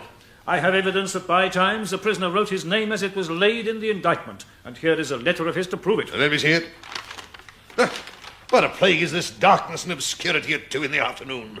Have you no lights here? Lights for my Lord Chief Justice. No, it's no matter. My eyes are good enough to see this paper. Yeah. The indictment stands. Prisoner, you hear this? Have you nothing further to offer? No, my lord. What see you in the corner of the court that you fix your eyes on it and not upon me, your judge? Nothing, my lord. Then give me your attention. I hereby pronounce upon you sentence of death, that you be returned to the place from whence you came, and there confined, that you be taken from thence, and hanged in chains upon a gibbet, as near as may be to the spot where the fact was committed, and that this execution shall take place upon the 28th day of December ensuing, that being Holy Innocents' Day, and a fitting one for the taking off of one that hath foully murdered an innocent. My lord, I have one plea to beg of you. Well, what is that? That some of my kinsfolk or friends be allowed to come to me in my confinement during the short space I have to live. Aye, with all my heart.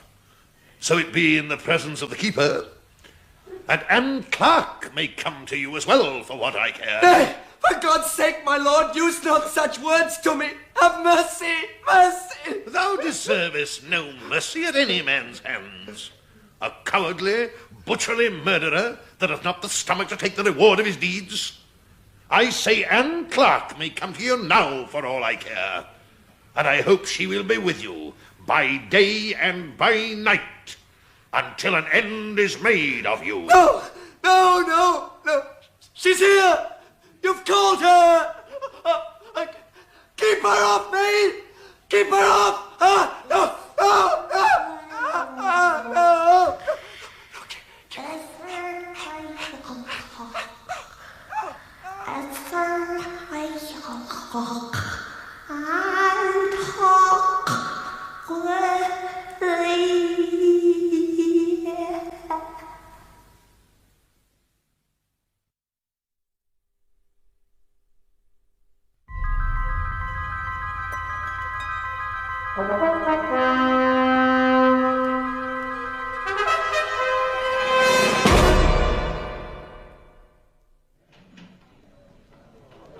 Hey, miss, do more. Pints? Well, what dost thou think? I hope no need to be rude. Ruddersford manners. Nay, I'm none of your theatre chaps with fancy ways. They'd not have you at theatre, don't think it. And they're very nice fellas from Royal, I'd have you know. There's your pints. That'll be 8p. Profiteering. Hey, Nellie, do you see much of the theatre chaps you were going on about? Oh, aye, they come in all the time. It's handy for them, do you see, during rehearsals, like. They've only to walk across street. Oh, fancy. Theatre chaps.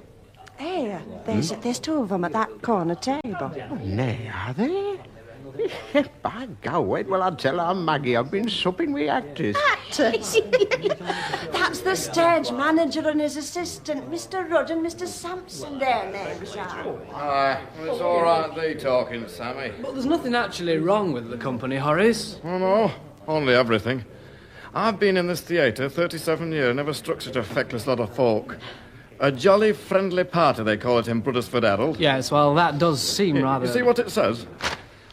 A jolly friendly party of the company of players assembled by Mr. Tom Burt for this year's grand annual pantomime at our Theatre Royal. In Jack and Jill, Bruddersford will find a veritable feast of talent. With that accomplished young lady, Mr. Brett as Jack. That's good. She'll not see 40 again. And Miss Gertie Levasseur as a charming Jill. By God, you should see 'em fight. Not to mention the uproariously amusing Dame Durden of Mr. Johnny Wingfield. Uproariously amusing. Well, I wouldn't have put it that way myself, Then, certainly. of course, says this daft reporter chap, we have that delightful Queen of Song, Miss Dulcie Farrer, appropriately cast as the Queen of Fairyland, and Brudderford's own favourite, Mr. Kirk Ayrton, in splendid form as the Demon King. What about that, Sammy? Yes, I know. He's awful. Awful. Mind you. You've not seen him at his best. He used to be a great performer, did Kirk. Toured with the opera. Mephistopheles in Faust and all that sort of thing. Grand singer. And now, look at him. Tragic. Lift him the elbow, Sammy. That's what's brought Kirk Ayrton down. Oh, look out, he's coming in. Oh, aye. Evening, Kirk. Evening. Have a drink, won't you? Thanks. Beer? Brandy. Oh, I'll get it for you.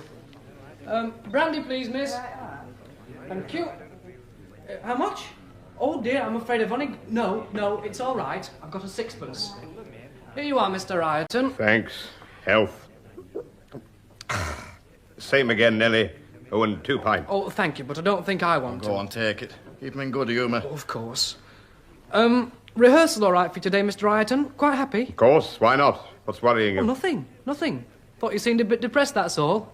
You'll go down well here. They're very musical in Bruddersford. But you know it, of course. I do, and I loathe the place. Now, Kirk. Not wrong with Bruddersford. Shall I tell you what I think about Bruddersford, gentlemen? Well, not if it's... Bruddersford is a rotten, beastly backwater of a place, and if there's a worse one in England, I hope I never play it, that's all. Oh, come now, Mr. Ayrton. I heard that, and it were right rude. We're not unkind to you, are we? No. Sorry, my dear, not meant for you. Always nice to me. Let me brandy. Your beers, Mr. Sampson. Thank you very much, Nellie. And I'll have another brandy. Aye, when you paid for that one, and beer.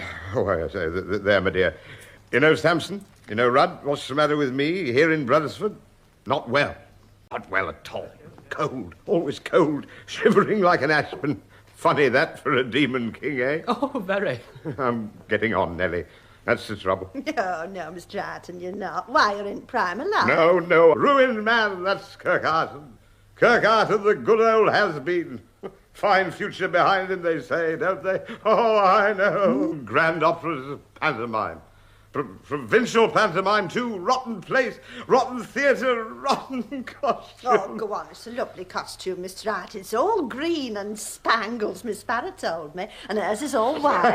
Spangles, bits of broken glass on the top of a wall. Keep cats off. Cotton types, holes in them. Tails loose, too. Nice thing, a demon king with no tail. Rotten costume, rotten theatre, rotten play. Aye, Kirk, but there's no use carrying on about it. A job's a job. Now, Kirk, lad, why don't you go back to the theatre and have a rest before we start again? Chorus and ballet rehearsal at 7. Tom Bert's happy Yorkshire lasses and chapel choir. Hey, by gum, that it should come to this. Bah, I feel right sorry for him. I feel right sorry for us. Well, come up, May. Curtain goes up on Boxing Night, 5 days from now. And a merry Christmas to one and all.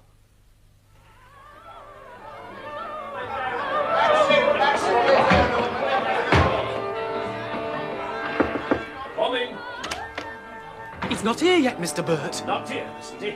What do you make time, Sampson? 6:35. We go up at 7:15 and 40 minutes off curtain with no Demon King. Very nice, very funny. Hasn't anyone even set eyes on him? Well, I think Mr. Rudd... Oh, there is Mr. Rudd. Mr. Rudd, Mr. Burt was asking if you'd seen Mr. Ayrton earlier on. Aye, I saw him. Going on 2 o'clock in the smoke room of Cooper's Arms. And he were furlapping it up. Anybody with him? Some chaps I've seen him with before. Leeds men, I should say. Near on 5 hours ago. We might be anywhere by now. Sleeping it off, most like. All right. Nothing for it but the understudy.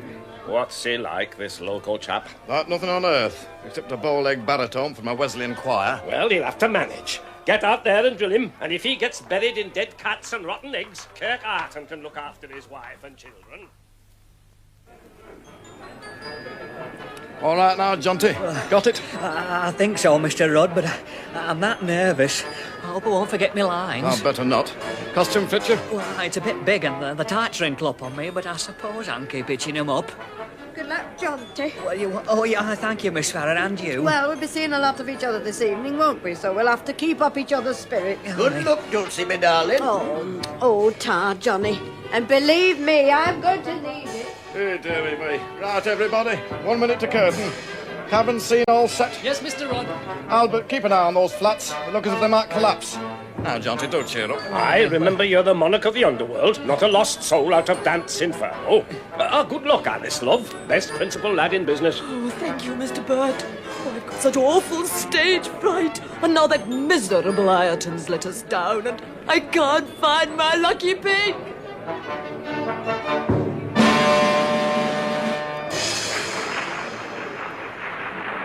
Right, everybody. Good luck. Ready? Hey, by God, who's that? It's Ireton. It must be. But he's sober. Nay, he looks splendid. He's got himself a new costume. Oh, isn't it lovely, all shimmery? New makeup, too. He's been to Leeds for it. That's where he's been. The theatrical costumiers. Hey, but he looks enough to frighten birds. Never mind where he's been, so long as he's here. All right, Jonty, back to chorus. Oh, thank you, Mr. Burt. That'll do me, champion. Right. All ready? Curtain!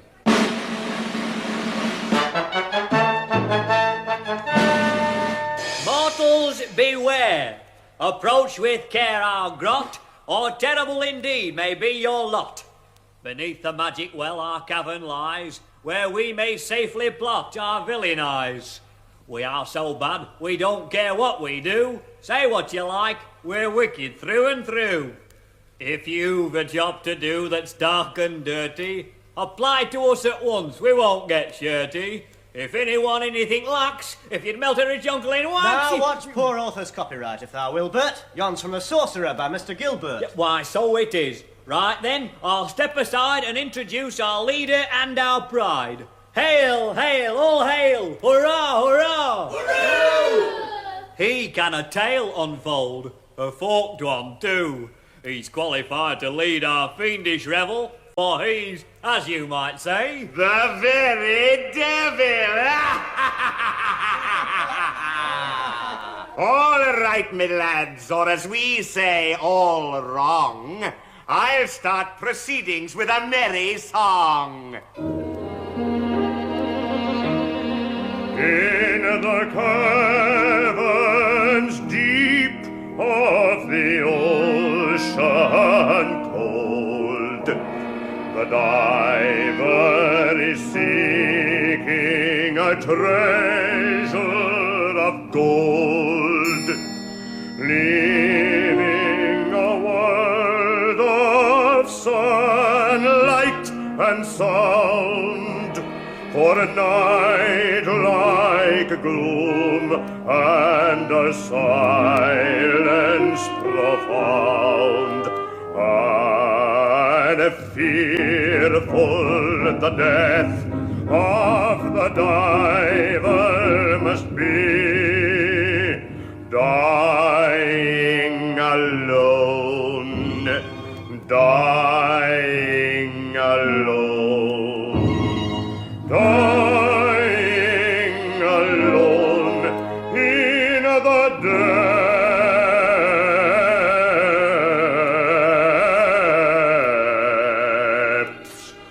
of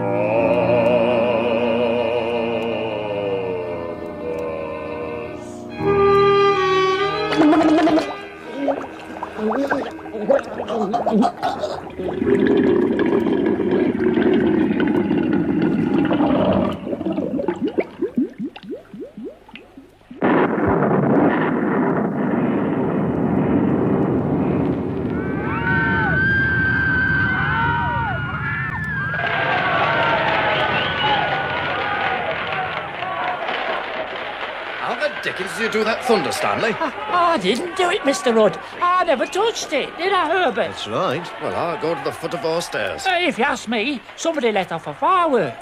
Monkeying about, that's what it is. Well, let's hope they'll lay off it in Furry Queen's number. Oh, Lord, yes. Poor Dulcie. Oh, listen. She's on now.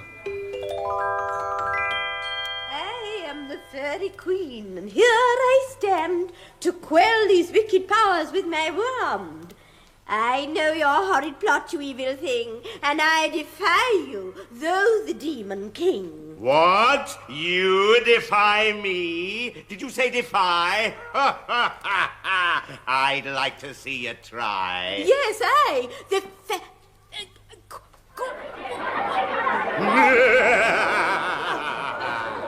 Good heavens, she's dried. Dried? She's really paralysed.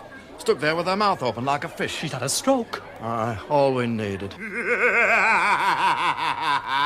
You're in a fix, your fairy majesty. I point my finger and behold, you're free. Yes, I, the elfin queen of fairyland, I do defy you and your horrid band. Oh, Mr. Ireton, I'm that sorry. Then choose your weapons, madam, and we'll duel, not spell for spell, for that would be too cruel to pit your puny magic against mine. A dueling duet, then? Oh, yes, fine. Oh, Mr. Ireton, I don't know what came over me just then. I couldn't move or speak, thank you for covering for me. Correct, ma'am. I deserve your admiration, for I can deal with any situation. Oh, I'm sure you can. Funny, it was looking at your eyes made me go like that, I'm sure. Oh, me cue. Go hands, villain, wing. Be no more here, my dawn of day. I crave thee, and I trade thee from the throne of this land, and seat thee. Thy vile spell shall be in vain. Only love to him shall reign. Oh, I wish I was in better voice, Mr. Ireton. You wish you were? Then here's the very thing. Just look me in the eyes. Now, madam, sing. Go hands, villain, away. Be no more here, my dawn of day. I crave thee, and I trade thee with relentless light. Refer thee. The vile spell shall be in vain.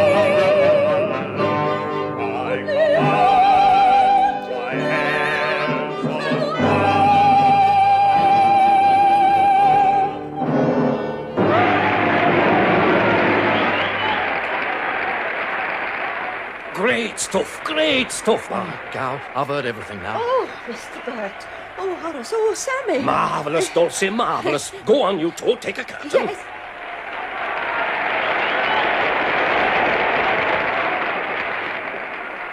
Oh, thank you, Mr. Ireton. You stop the show, you and Dulcie Kirk.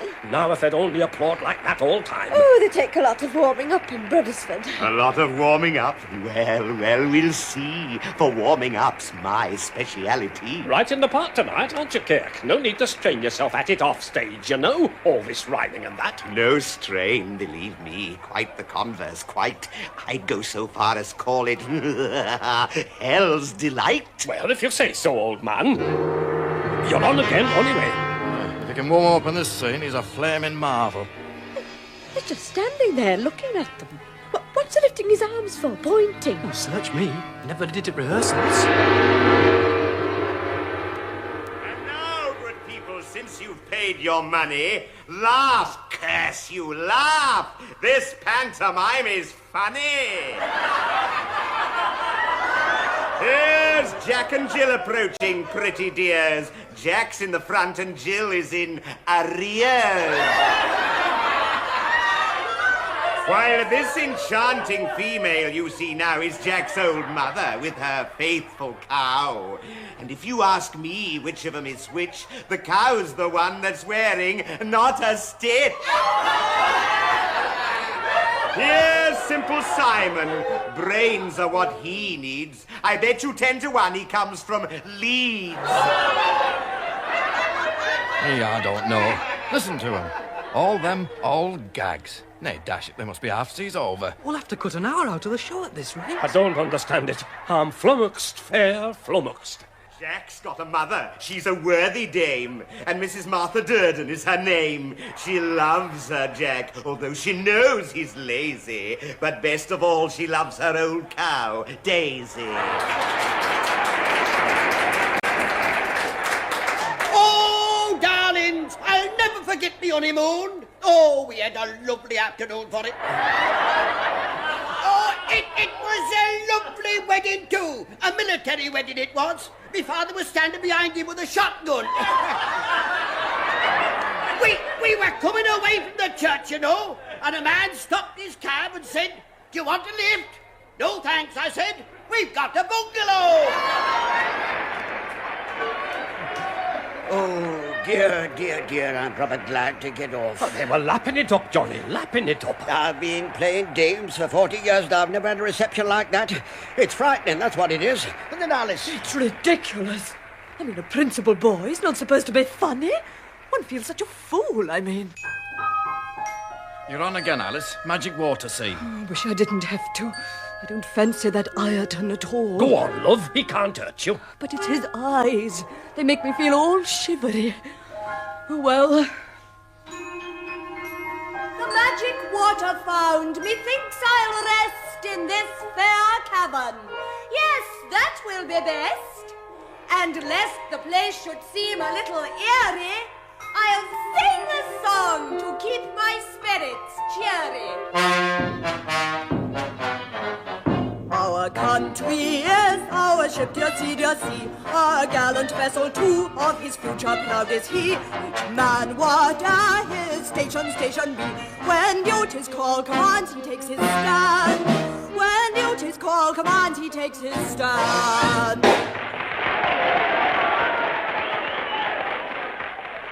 And now I'll rest indeed. Yet, what do I spy?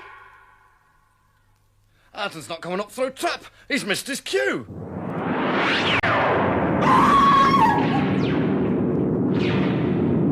He didn't use the trap. He came from nowhere. Either Kirk's drunk or I am.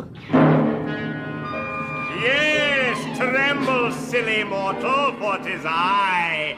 And now I'd have you know you're in me clutches. The place for such as you, lad, is in hutches. I'll have your bones for bread, your blood for tea. I'll use your skin to cover a city. I'll kill you, grill you, cut you up and fry you. I'll slay you, flay you, tan your hide and dry you. I'll grind you up and bake a cottage loaf. I'll finish you, in fact, you silly oaf, until the gossips wonder as they clack if ever there was such a thing as Jack. Oh, please don't. She's forgotten her lines, daft lass. She's frightened stiff. Hey, look at her, green under all yon paint. He now is carrying her off. What'll he do to the ballet? We'll soon see.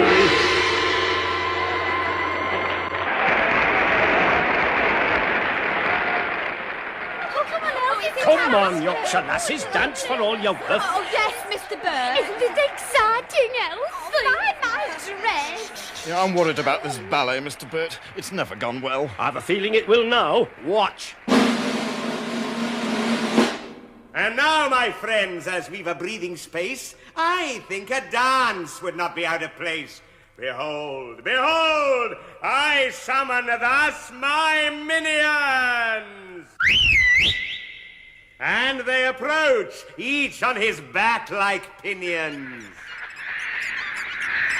Now, all you hags, you hellhounds, hear your king. I'll show you how a demon ought to sing.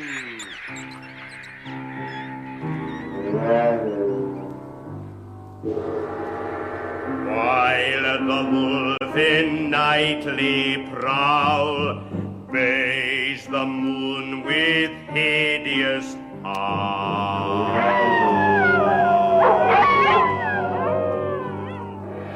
While the wolf in nightly prowl bays the moon with hideous howl, in nightly prowl.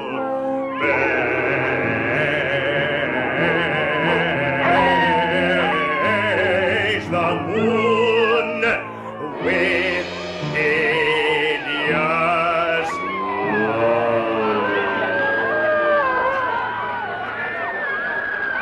They're fainting in rows. They've been carried out. I like fainting myself. A ballet now? A little hellish dance?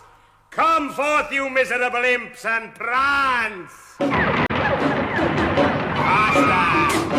Faster! Faster! Faster! Faster!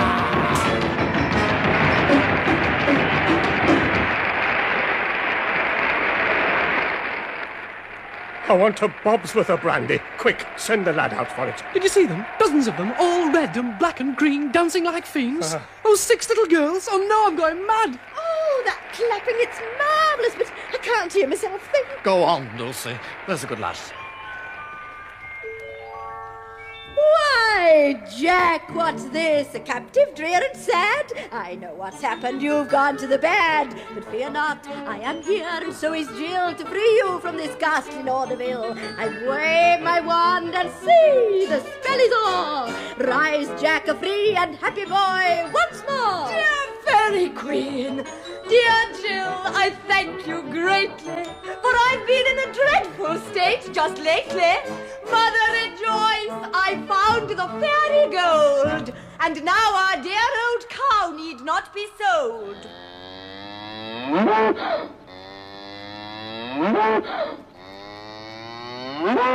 Ah, Jack, me gallant son, me only joy. Whatever job need doing, Jack's the boy.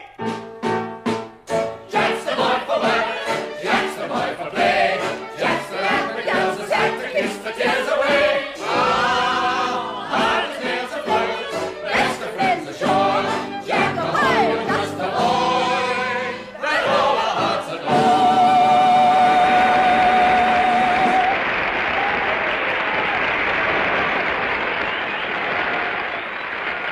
Well, that's over, praise be.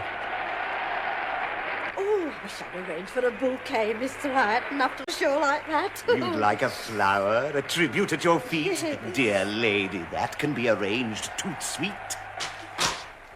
Oh, Mr. Hyton, why, there's hundreds of bouquets. Flowers, look everywhere. Roses, daffodils. Shh. Mr. Hyton's got something to say. Shh, everyone. Dear friends and colleagues, pray accept these flowers in tribute to our 2 last happy hours.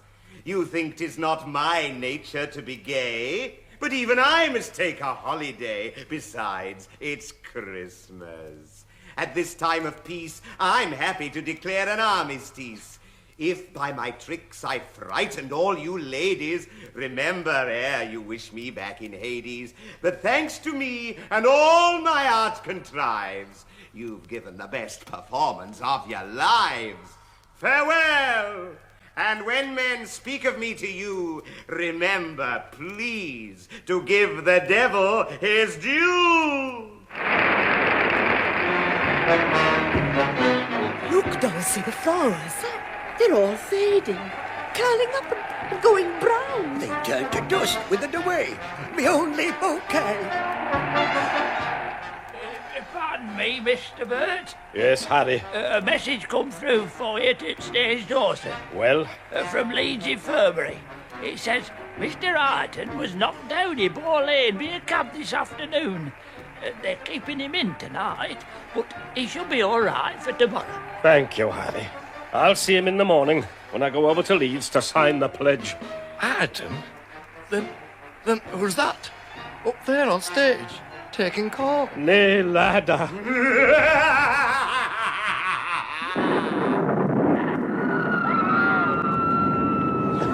He's gone. Vanished away in smoke. Smoke?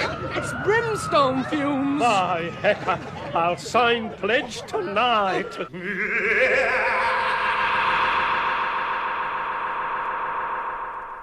The Demon King by J.B. Priestley, adapted for radio by Michael and Molly Hardwick, featured Ian Wallace as Kirk Ireton and the Demon King, Marjorie Westbury as Dulcie Farrar and the Fairy Queen, and Sheila Grant as Alice and the Principal Boy. George Merritt played Johnny Wingfield, Frederick Treves, Horace Rudd, David Valler, Lionel Sampson, Godfrey Kenton, Tom Burt, and John Baddeley, Jonty Webster, with Andrew Irvine, Sian Davis, Dorrit Wells, Frank Partington, Barbara Mitchell, and Timothy West. Other parts were played by members of the BBC Drama Repertory Company. Special effects were by the BBC Radiophonic Workshop, and the signature tune was composed by Ron Grainer. The music was composed, arranged and conducted by Christopher Whelan, and the producer was Charles LaFoe. Mysterious Circumstances. Today's play was recorded in the 1960s and is set in the England of that period. We present Returned Without Thanks, a play for radio by Berkely Mather. Returned Without Thanks.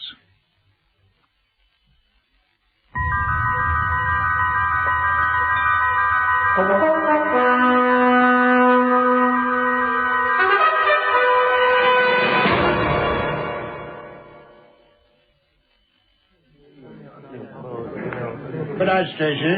Good night, Sir George. Good night, Paul. Good night, sir. Meet here again for your events next week, eh? Next Wednesday. By all means. Thank you, sir. I've enjoyed the evening immensely. Splendid. Get it, whiskey and soda. Oh, thanks. Matthews, 2 whiskeys, please. Very good, Sir George. Yes, I must say I enjoy my Wednesday bridge. Young Paul Fenton plays a good cerebral game, doesn't he? Fenton's a very cerebral young man altogether. Yes. That's why I employ him. What did he do for you exactly? The technical side came down with a magnificent degree. He always struck me as a little smooth for one of your tough bridge-building types. We don't build bridges. Dams are our speciality. Ah, yes, I see. And even at this early stage, Fenton's the best explosive man we've ever had. Ah, thank you, Matthews. Say when, Gideon? When? Just right, thanks. Well, your very good health. And yours?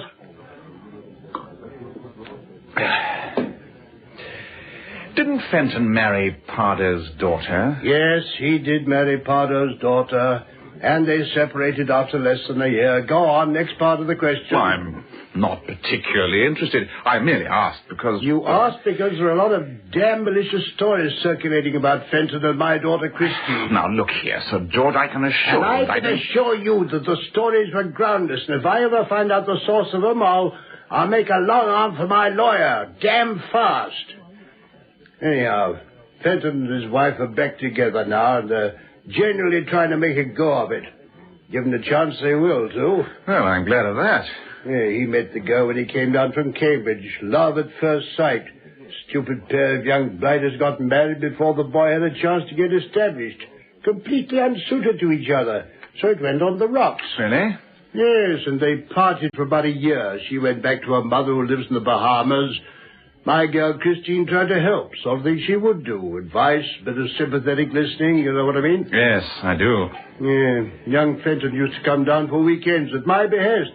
Next thing we know, people started putting 2 and 2 together and making a dozen out of it. Very unpleasant for all concerned. Very. And there was absolutely nothing in it.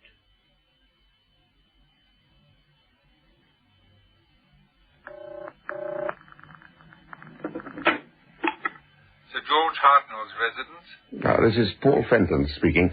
Could I speak to Miss Christine Hartnell, please? Just a moment, please. Mr. Fenton for you, Miss Christine. Paul, where are you speaking from? London. Anything wrong? Good heavens, now, I just wanted to hear your voice, that's all. Is this line safe? Quite. It's father's extension, and I've got the cutout switch on. Paul, there is something wrong, isn't there? You bet there is. I'm married to the wrong woman, that's all. It's no good, my dear. We're just torturing each other. Don't ring again, Paul. Please don't ring. Listen, Christine, I've done everything I can. I've given it a fair trial. It just won't work. I can't stay with her. You've asked her again? For a divorce? Yes, only this morning. What did she say? She'll see me in hell before she'll give me my freedom. There's nothing more we can do. When am I going to see you? I don't think we'd better meet again. Honestly, I don't. Now, wait a minute. Listen to me, Paul, for your own sake. Father likes you. He has every sympathy. But he did make us both promise when you joined the company that we wouldn't lay ourselves open to any more gossip. Oh, for heaven's sake. All I'm suggesting is dinner, lunch even, just to see you. Paul, I'm going away. Huh? Where to? South Africa. What? To my uncle and aunt. For how long? Indefinitely. Well, certainly long enough to give us both a chance to get over this. Give all three of us a chance. Because I still think that you and Kriller could make a go of it if I went on the scene. You must be joking. All right, so you're going away. But you really don't think that's going to solve anything, do you? That it'll make me stop loving you, or you loving me? Oh, my dear, we've been over it so often. What's the good of tearing each other to pieces like this? When am I going to see you? Oh, Paul, here's Mother. I'll ring you at the office tomorrow. Good night, my dear. Christine! Oh, damn.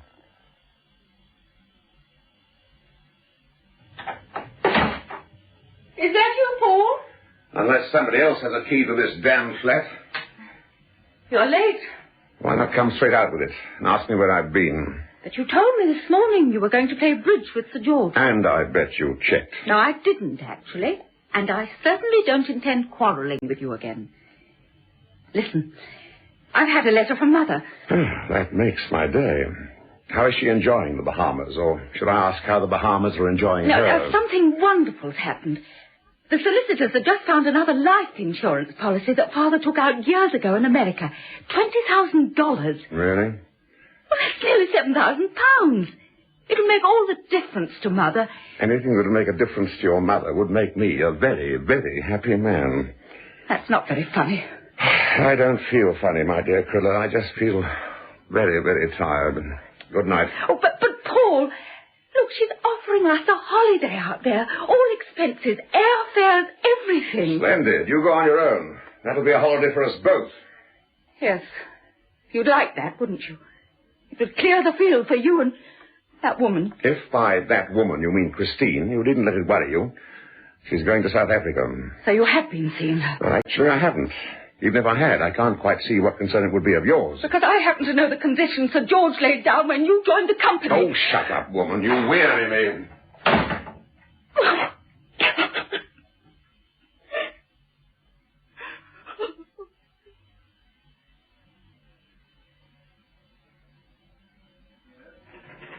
Sir George Hartnell, Sons and Partners Limited.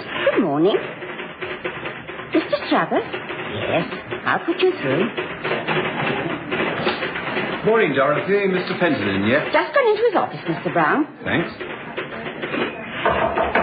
Come in.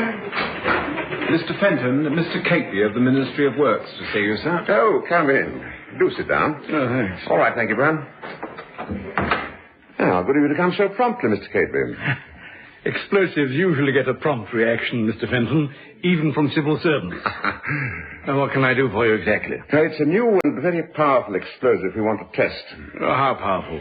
Well, the lab people say about 1,000 up on dynamite. Really? I doubt that myself, but still, pretty potent stuff. It's an improvement on the French explosive plastique. Oh, how much would you want to test? Quite a lot, about 100 weight. That'd be too much for the gunnery range at Shoeburyness, even if the War Office agreed. More like Sundering Sands, I should say. That'd suit us fine, if it's all right by you. You'd have pretty rough roads down there and several villages to go through. What's it travel like? No problem at all. It's about the most stable of all explosives in the absence of an initiator. Just like putty. You can drop it, hammer it, burn it if you like. Not a squeak out of it. It must have a critical electric detonator. What's the object of the test? Blasting and demolition work. Oh. Well, damn it, just think. A block the size of a quarter of a pound of butter would blow a fair-sized suburban house sky high. All right, then. Let's have your dates, and I'll get everything laid on. Permit, warning to surrounding villages and all that. Thank you very much indeed. I should say we'd be ready in about, 10 days' time. Like to come down for a look-see? I'd love to, but big bangs give me a headache. Darling Mummy, I can't tell you how delighted I was to get both the news and your wonderful invitation. I spoke to Paul the same night, and got the reaction I would have expected. Much too proud to accept, of course. And he suggested that I come alone. But I'm not going to. I think to leave him on his own now would be tantamount to giving in. Although I believe you-know-who is about to leave for South Africa. Actually, I think Master Paul's been giving it some thought since. He's been quite civil. And quite by accident, of course, happened to leave his passport lying around. Of course, he'll want me to make the bookings without his knowledge. Then he'll protest. But he'll come. You take my word for it. I can't tell you how I'm looking forward to it. All my love, Krilla.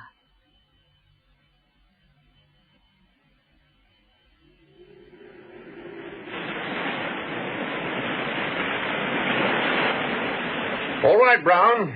You've been admiring Sundering Sands long enough. Go down and collect the detonators. I'm just counting the cakes then, sir. I'll finish that. How many have you got to? We brought 400 quarter-pound blocks with us, sir. I've packed 322 in already. Oh, good. That leaves 78 for me to stow. Away you go. Very good, sir. 78 for me to stow. 1, 2, 3, 4, 74, 75, 76, 77. And I think nobody's going to try and count them after the big bang. Detonator, sir. Oh, right. Down here. Easy does it. Got 'em all packed in, sir? Oh, yes. Well, all that you left me, that is. I put in 78. That's all right, sir. I'd packed 322. Right, now, pass me the wires. Yeah. Crimper and 2 debts. Here we are. Good. Adhesive? Yeah. Good. All right, now, string the wire out behind you, back to the Land Rover. Okay. Now, we've got 3 miles of wire aboard, enough to reach from here to the firing point easily.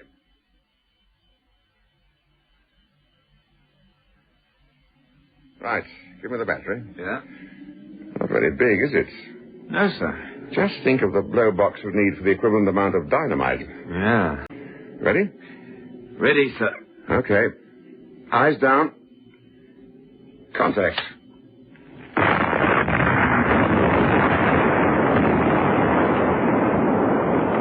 Nothing wrong with that lot. Blimey, half the flaming hill's gone. With less than 100 weight, 400 quarter-pounders. As you remarked, Brown, 400 quarter-pounders. Quite a lift, wasn't it? I wouldn't have thought it possible. Not with anything short of a nuclear. When you realize that one of those blocks would blow a fair-sized house to kingdom come. Yes, just one.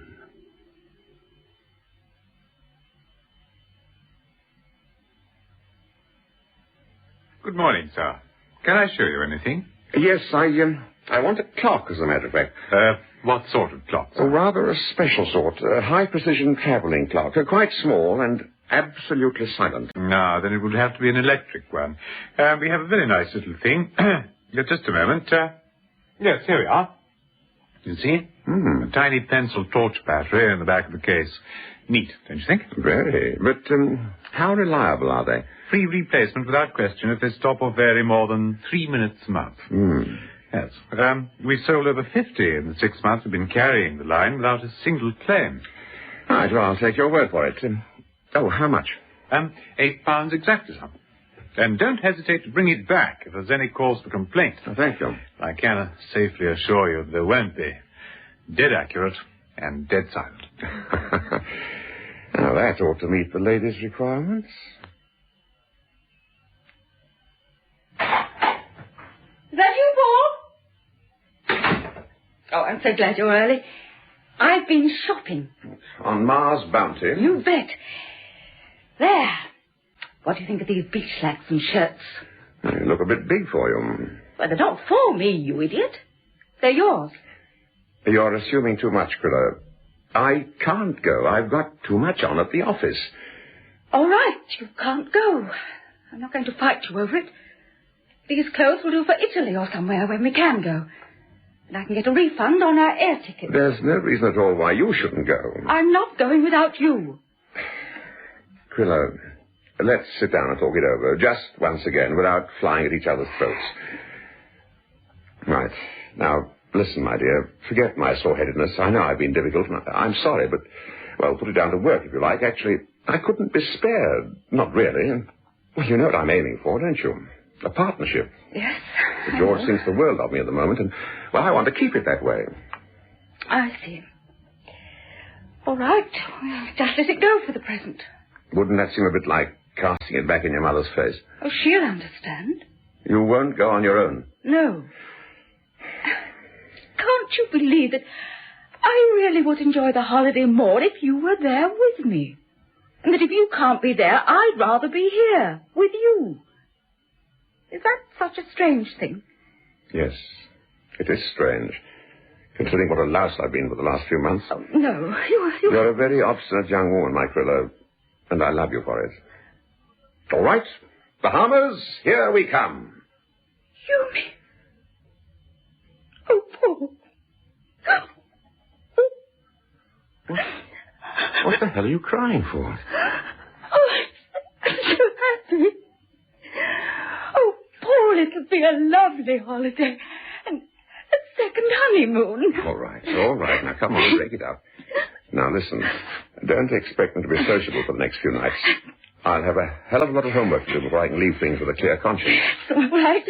Once I get into that workroom of mine, I'll have to be left alone. Anything you say, Paul. Anything at all.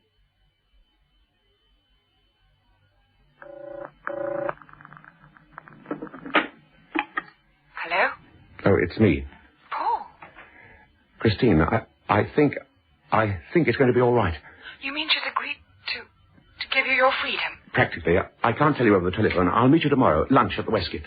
But, darling, I'm sailing tomorrow. Oh, don't, Christine, don't. I tell you, it's going to be all right. She's going off on Wednesday to the Bahamas. She's practically agreed to a divorce. Oh, her mother's coming to a lot of money, and that's made all the difference. But, Christine, you mustn't leave me now. I need you, my darling. Paul, I don't want to go. Not if there's a ray of hope. There is, I tell you. Just have faith. Don't go tomorrow. Wait until Wednesday at least. But what on earth can I say to my parents? Oh, say you're not well. You don't feel up to it. I can hardly say that, then come up and lunch with you. Never mind about the lunch. Just put off your sailing. And believe in me. Well, all right. But listen, Paul, if you're just trying to borrow time without any justification... I'm not. I promise you I'm not. It'll be all right, darling. It will be. I must go now. I've got a lot to do. Good night, my darling. Good night. Good night, dear. Now to check everything. Detonator crimped into the center of the block. Negative onto the metalwork of the clock case. Positive onto hour hand. Stab on the numeral to stop the hour hand. Removed minute hand. Right. Now, connect up with battery. Oh, disconnect detonator first, though. Now try the current. Lovely. Good fat spark there. Step it up with 2 more batteries on the day. Now, what do we pack it in? Suitcase? No good. She might take a last-minute look inside for something. Jewel case.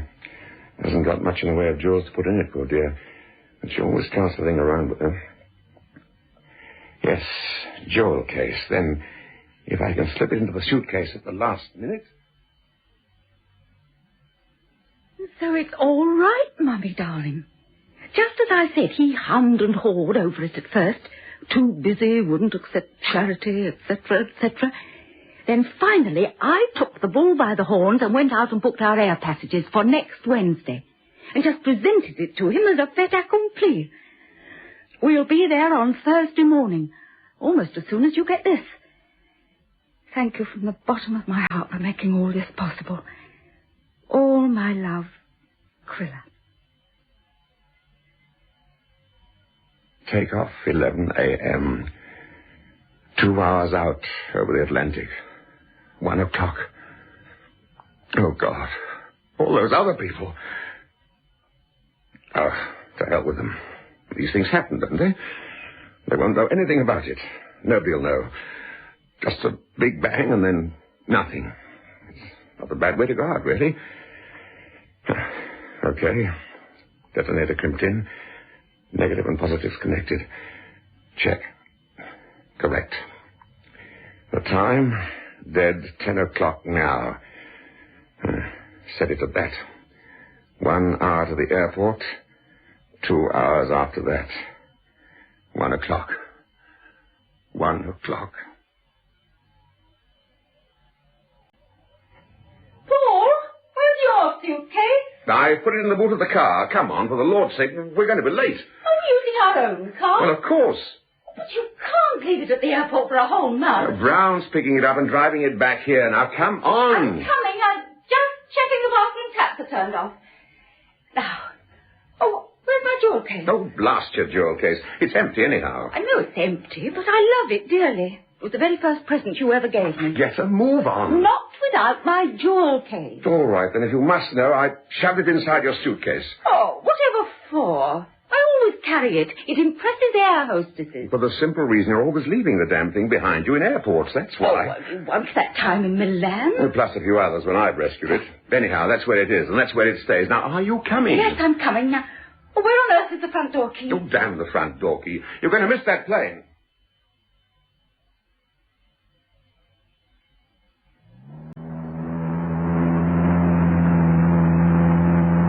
Right, you know. We have got it a bit fine. We? What the devil have I been doing all the morning? We're trying to shift you. Oh, poor Paul. I'm a trial, aren't I? Never mind. Think of all that lovely sun ahead of us.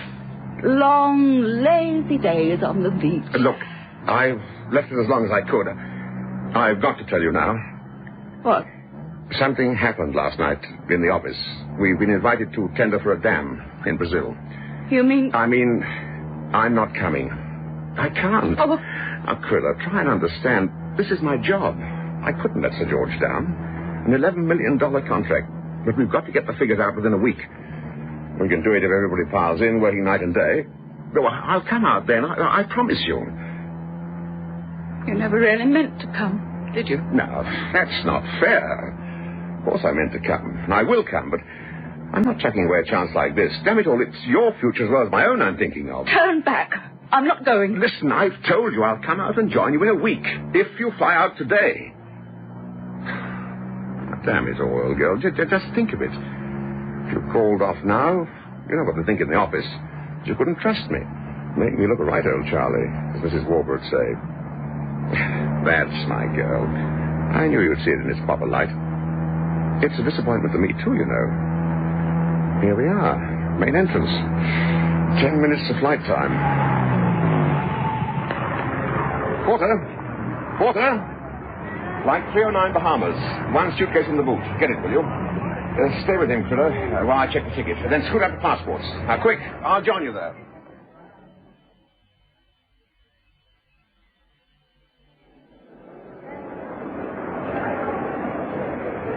Transoceanic announced the departure of Jet Flight 309 for Bahamas and Jamaica. Will passengers... Don't let her miss it. She's got to get it. Got to. Where is she now? The fool's going to miss it. Oh, Krilla, where the devil have you been? Look, here's your ticket. They'll transfer mine to another flight, about next Monday with luck.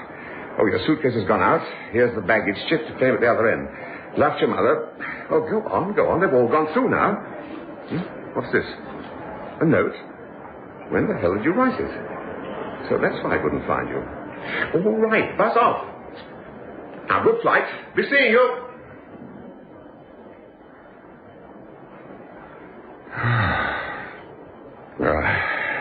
I feel sick. Need a whiskey. 2 whiskeys. Big ones. 11 o'clock. Dead on time. Dead on time.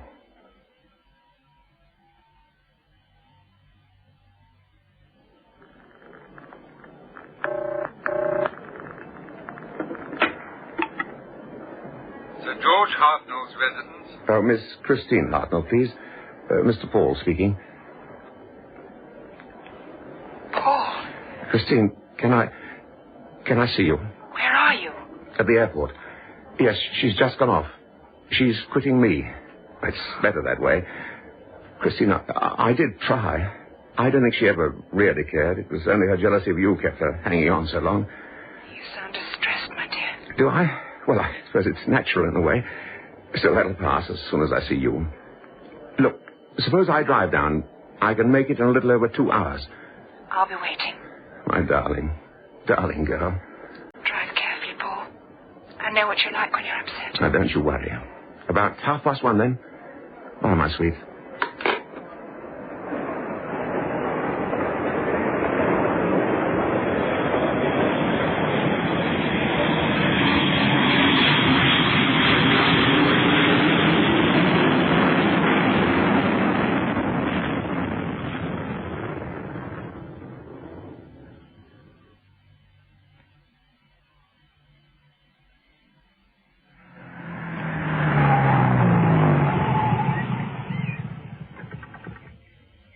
Five to 1. 5 minutes to go. 1,000 miles out of the Atlantic. What if they ever recover enough of the hull for the experts to analyze? Motive and opportunity they look for. Me with my access to explosives. Buying that clock.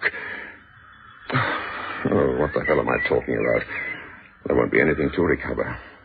She'll be blown into 1,000 pieces, dropped 40,000 feet into the ocean. She'll just disappear. Better be getting on. No, wait a minute. Hand shaking too much. Oh, I wish I had a drink. Cigarette. Yes, cigarette.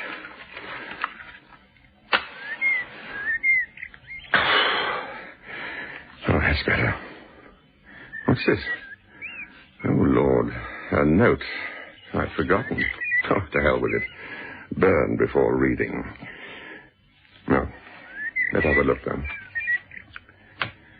Paul, I've tried. You know I've tried right up to this minute. But this is the end. I'm leaving you. I'm not coming back. You can say that again, my love. I know that you never intended coming with me. When the time comes, you can divorce me for desertion. I won't defend the suit. And I wish Christine the joy of her bargain. Triller. P.S. I'm taking nothing of yours with me. You'll find the jewel case in the boot of the car. So that's that. Boot of the car! Oh, my God! No!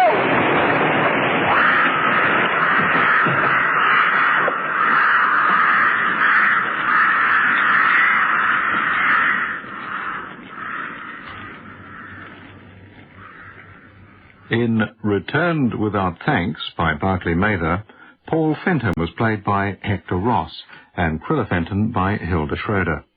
Other parts were played by Walter Fitzgerald, Patricia Gallimore, Michael McLean, Lewis Stringer, Wilfred Babbage, and Arthur Lawrence. We also heard Geoffrey Matthews, Nigel Graham, and Ursula Hurst. The producer was Martin C. Webster. Mather, Paul Fenton was played by Hector Ross, and Crilla Fenton by Hilda Schroeder. Other parts were played by Walter Fitzgerald, Patricia Gallimore, Michael McLean, Lewis Stringer, Wilfred Babbage, and Arthur Lawrence. We also heard Geoffrey Matthews, Nigel Graham, and Ursula Hurst. The producer was Martin C.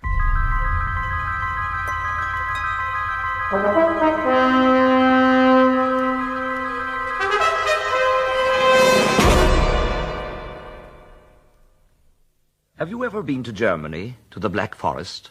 Magnificent. Well, then, perhaps you came across the town of Furtwangen. Only a small place, but you could hardly help hearing of it. After all, old Nicholas Geibel's reputation stretched a lot further than the German frontiers.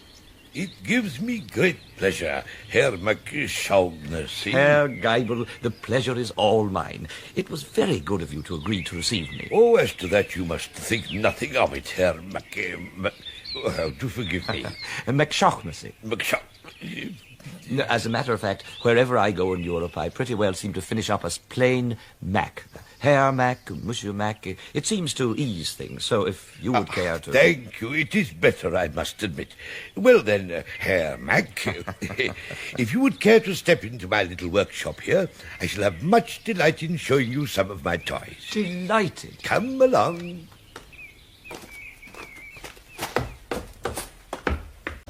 There, you see them? Goodness gracious.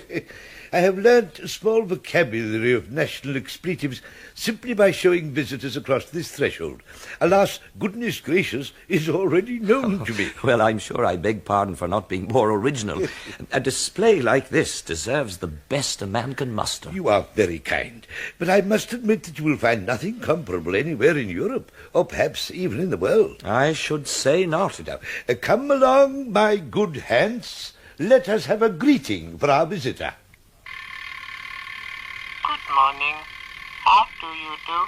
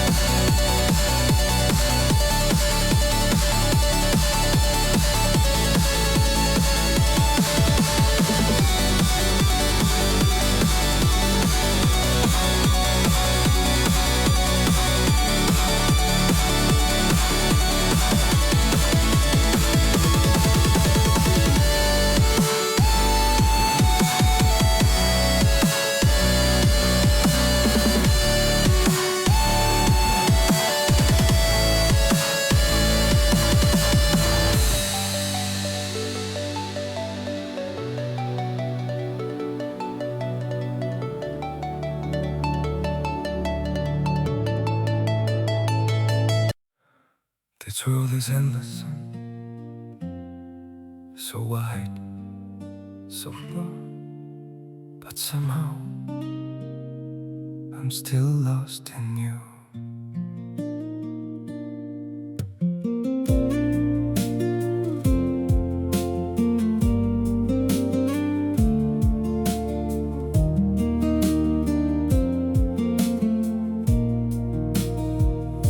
The streets are full of moving shadows, countless places I could go.